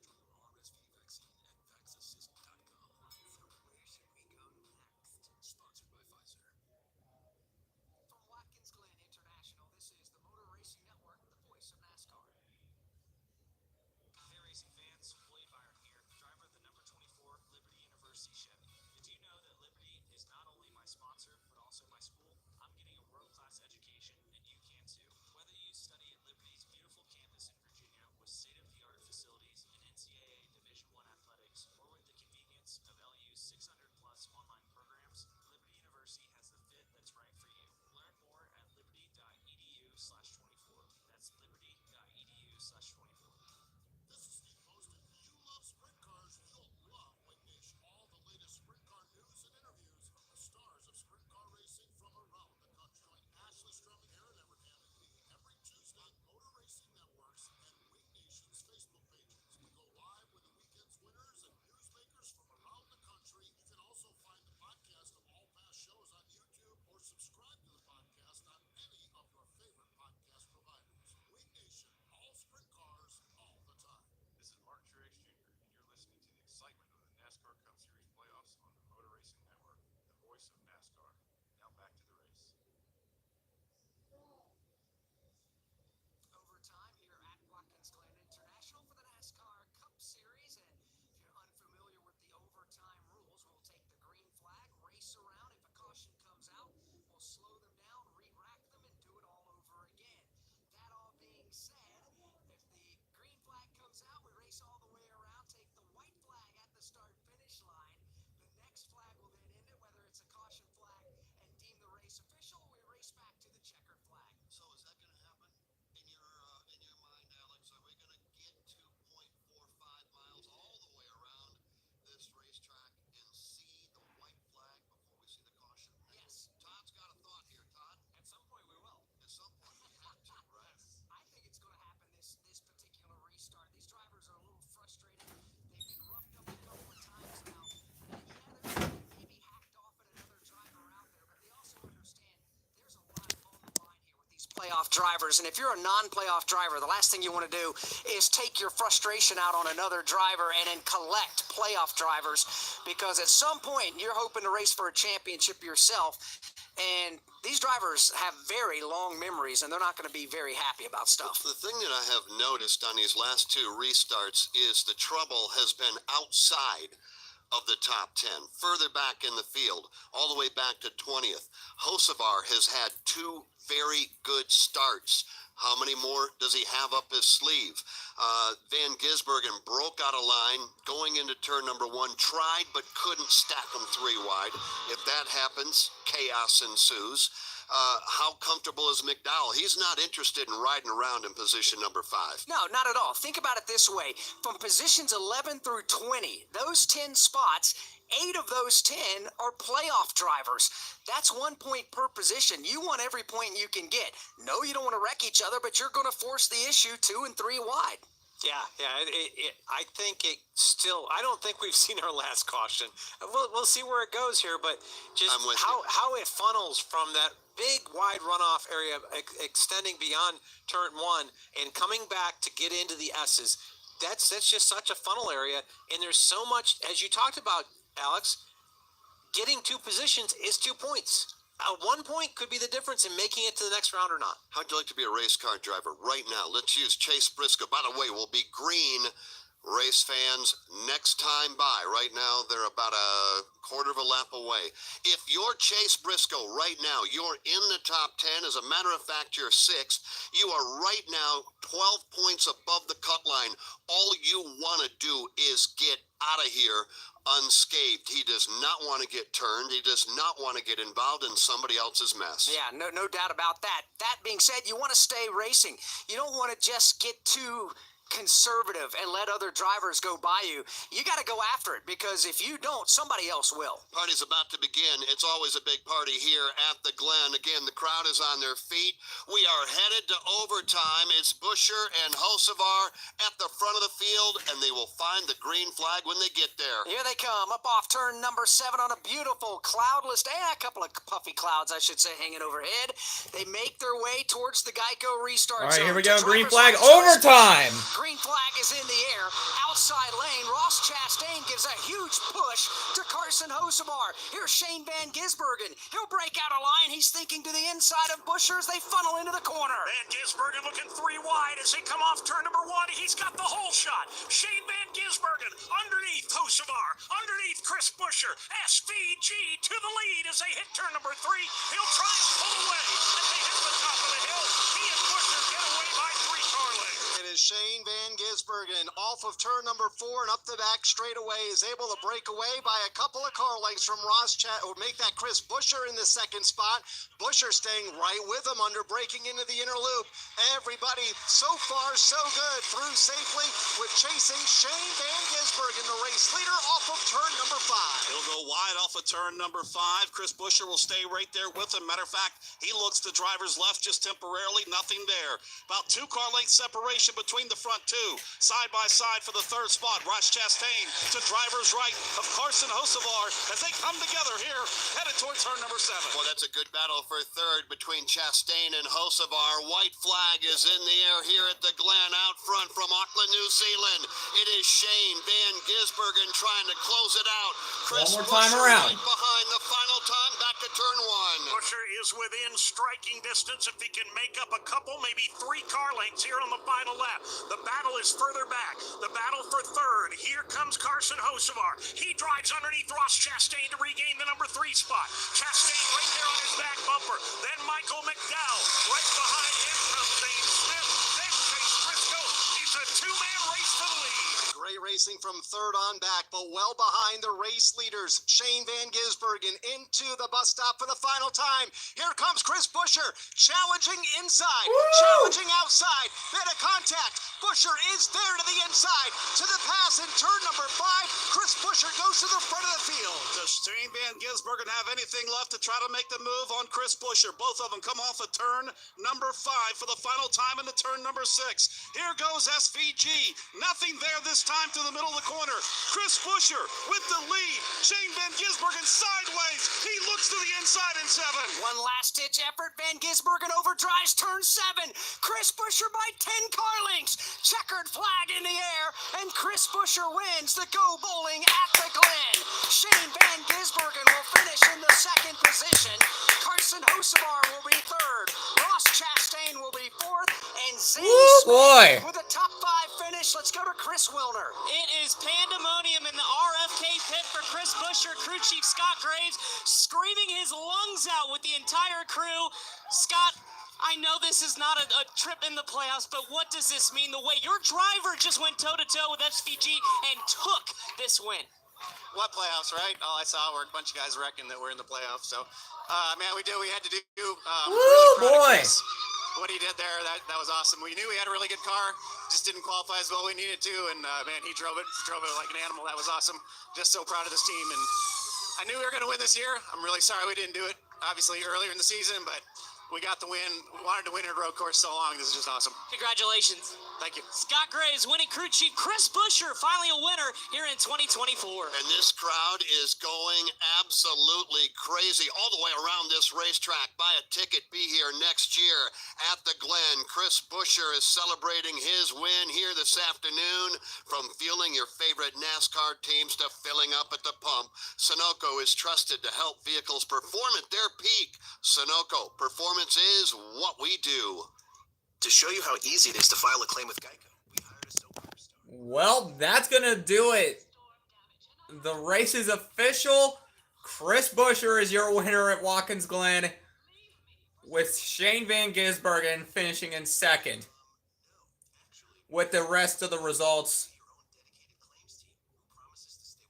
I do not even know where everyone else finished.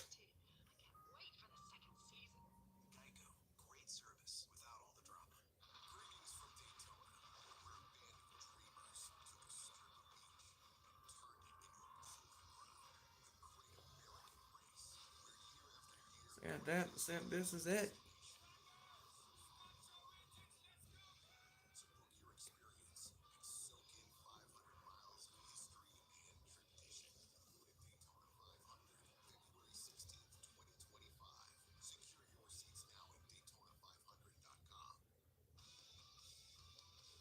NASCAR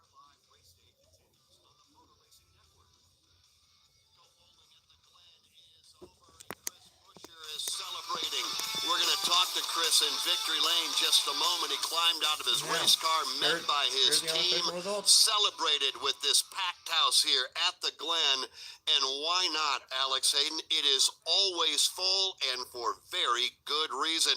Not only is it a big party, they put on a pretty good show. Hey, they put on a tremendous race year after year, and another thriller here in the 2024 edition of the Go Bowling at the Glen. Shane Van Gisbergen had the lead going into the inner loop, and Todd, it looked like he may have clipped the barrier and got himself out of shape. Yeah, he did. He was definitely out of shape before Chris Buescher got to him. He did a really good job of Buescher did it being gathered together there. Van Gisbergen looked like he might have gotten the arm code to the right and just got loose in the middle of the bus stop, lost his momentum. Chris Buescher took advantage of that opportunity. Shane Van Gisbergen, Hocevar, Chastain, Zane Smith, top 5, 2 Spire Motorsports cars in the top 5. Let's hear from some of our top finishers. Chris Wilner.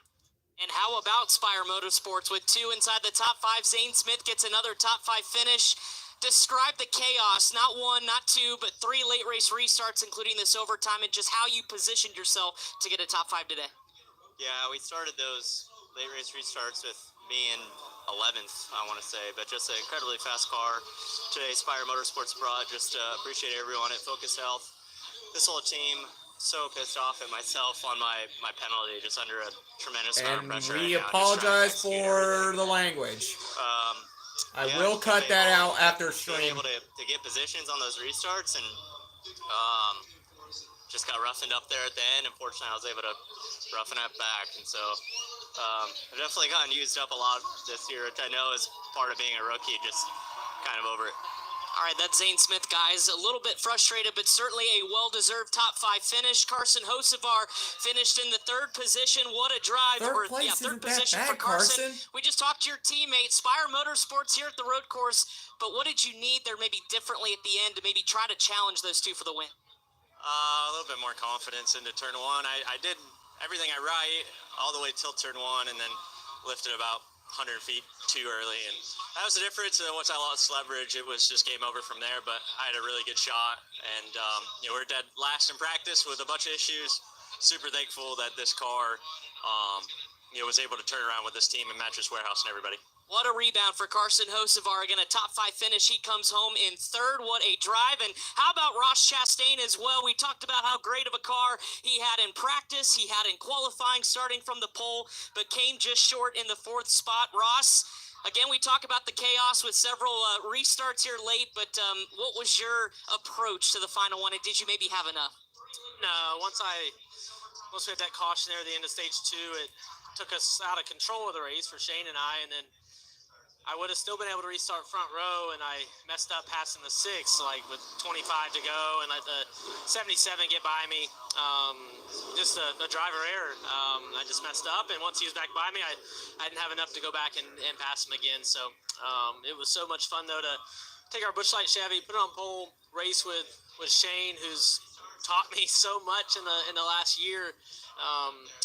And to be able to pace with him in front, behind, all around, and for about 3/4 of the race, and fell off too much at the end, but still had a shot. I saw Shane move to 17 on the last restart. I thought maybe they all crashed, but was still just stuck behind him. All right, but a solid top 5 effort again for Ross Chastain. And how about SVG? Came so close, had the lead for a moment on the restart, debriefing with his crew chief Travis Mack. Shane, how do you describe the last lap, and is there anything you could have done different to hold off Chris Buescher? Yeah, not hit the wall. Yeah, I don't know. It was a hard one. I gave him a little bump at one to get the spot, and I knew it was going to come back. So I was just pushing the entries, trying to get away, and all this thing's rolling away. And yeah, just made an error. Pissed. These races are hard to win. We've had a rough run. I'll cut that out as well. So yeah, Sorry tomorrow was for really the good. language, ladies and gentlemen. Fastest car all day, and just didn't work out. All right, well, they put on a show. SVG comes home runner-up here at Watkins Glen. Yeah, he does. A great effort. Now, let's hear from our winner, Chris Buescher. He's in victory lane with Steve Post. Chris Buescher brings the black, white, and green Ford Mustang into victory lane here at Watkins Glen. Jack Roush is going to come in. Right now we're all pausing because Jack Roush is coming in to talk to his driver, Chris Buescher, and Jack gets priority over all of us. The photographer's on hold. The water flying from the crew members are on hold as Jack shares a real special moment with his driver, Chris Buescher, down here in victory lane. Jack is making his way out of victory lane or out of the driver's compartment, and Chris Buescher is ready to come out of this race car. Here he is coming up on the side of the race car now. What a win here at Watkins Glen for Chris Buescher. He's on the side of the car. He is going to the top. He's going to the door. Chris Buescher is a winner here at Watkins Glen. The water is flying, checkered flag in the air. And let's catch a word with Chris Buescher. Chris, describe the last half a lap. Describe the last lap, actually the restart there at the end of this one, and then the last lap. Yeah, that was a roller coaster of emotions to keep getting out front there and knowing the speed we had with this BuildSubmarines.com Ford Mustang. And then to lose the lead on that last one, oh man, it was heartbreaking going up there, and then realized we were gaining a little bit coming to the white flag, and went into the bus stop, and as deep as I drove in, I was like, that's my max, and he was still going. So I was like, man, this is our shot. And sure enough, had a big moment and was able to pull a big crossover there and get on by and run away. What does it mean? We've talked to you a couple times after near misses. We know the playoffs slipped away. What does it mean, though, to get a win here during this time of year and to get this car back in victory lane?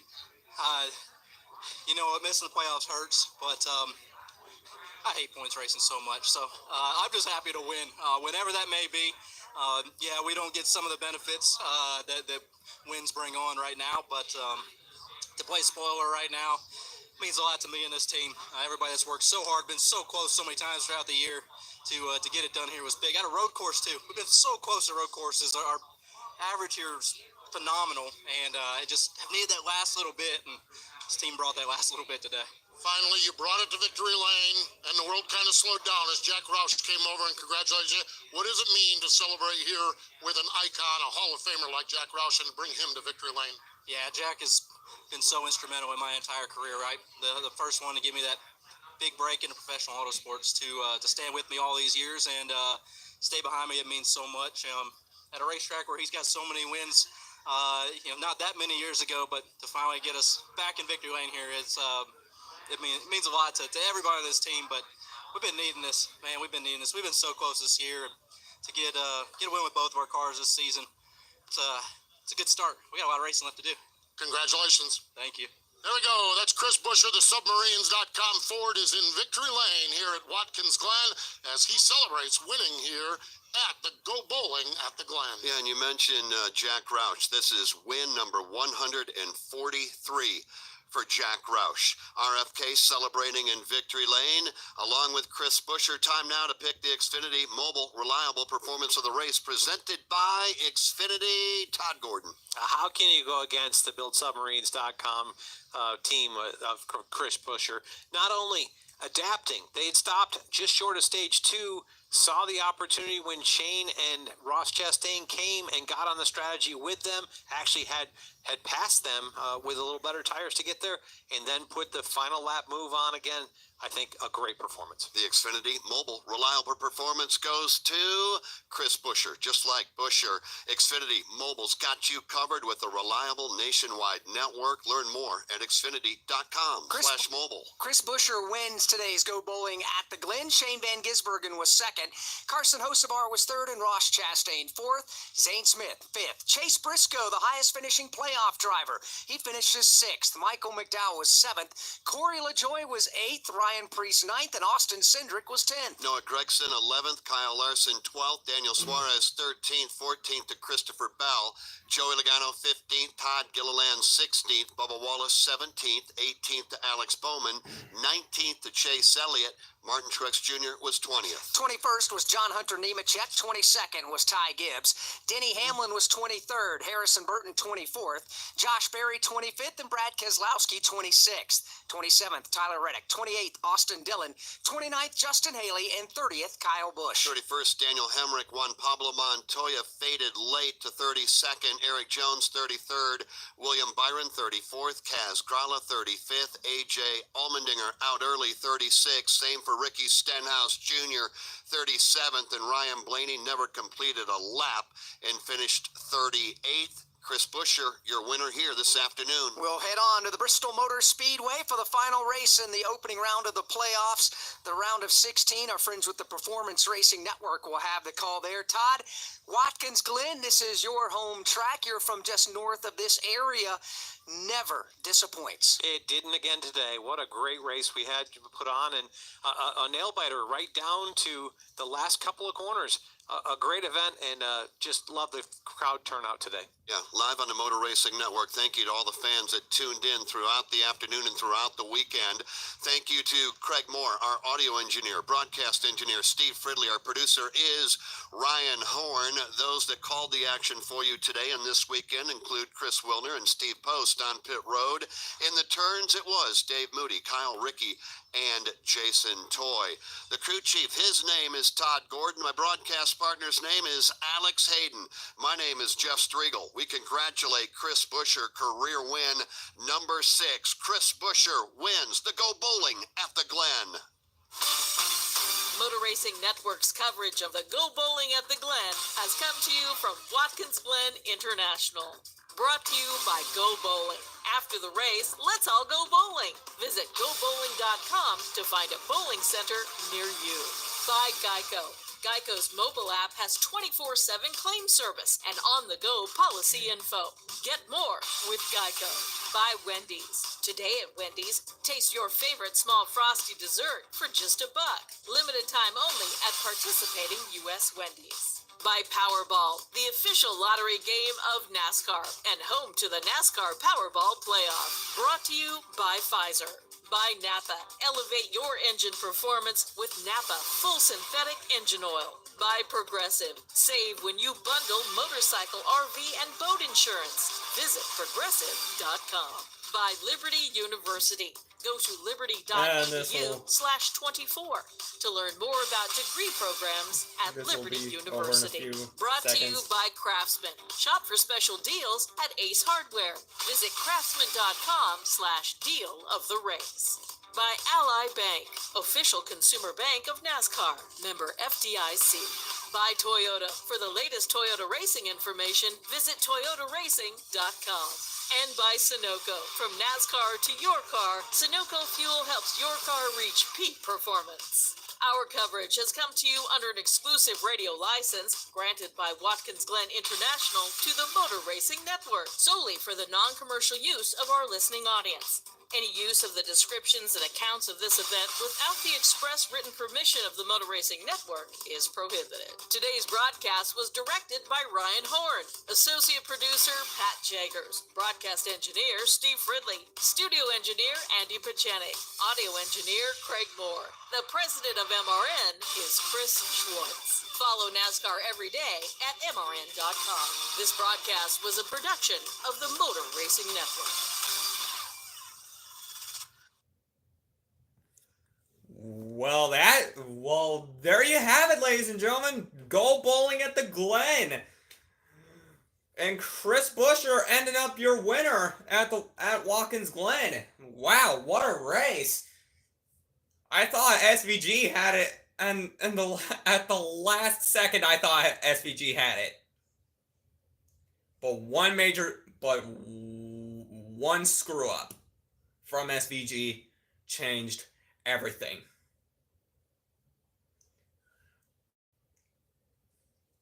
And yeah, after that screw up, then Chris Buescher managed to get through and hold on for the win. Yeah, that's mostly that. Alright, I gotta hop off. Thank you all so much for joining us for this race Sunday. We're going to be doing this again next Sunday for Bristol Motor Speedway.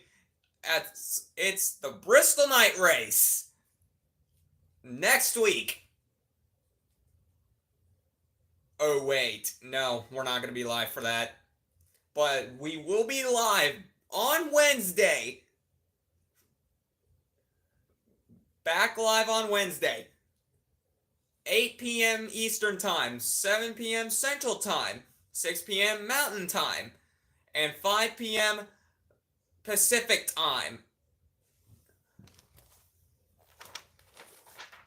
And I hope this entire thing doesn't get copyrighted.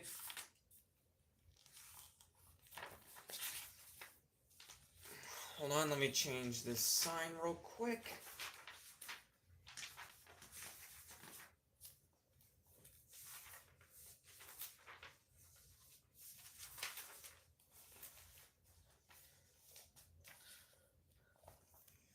Okay. Now, this is going... Alright now, again, YouTube. This airing of the Go Bowling at the Glen race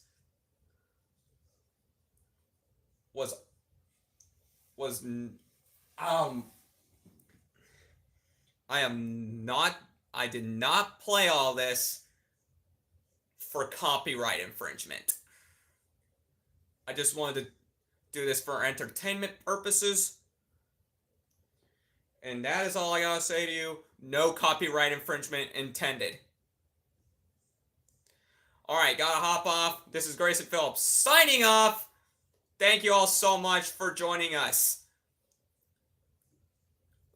Peace out. See you on Wednesday.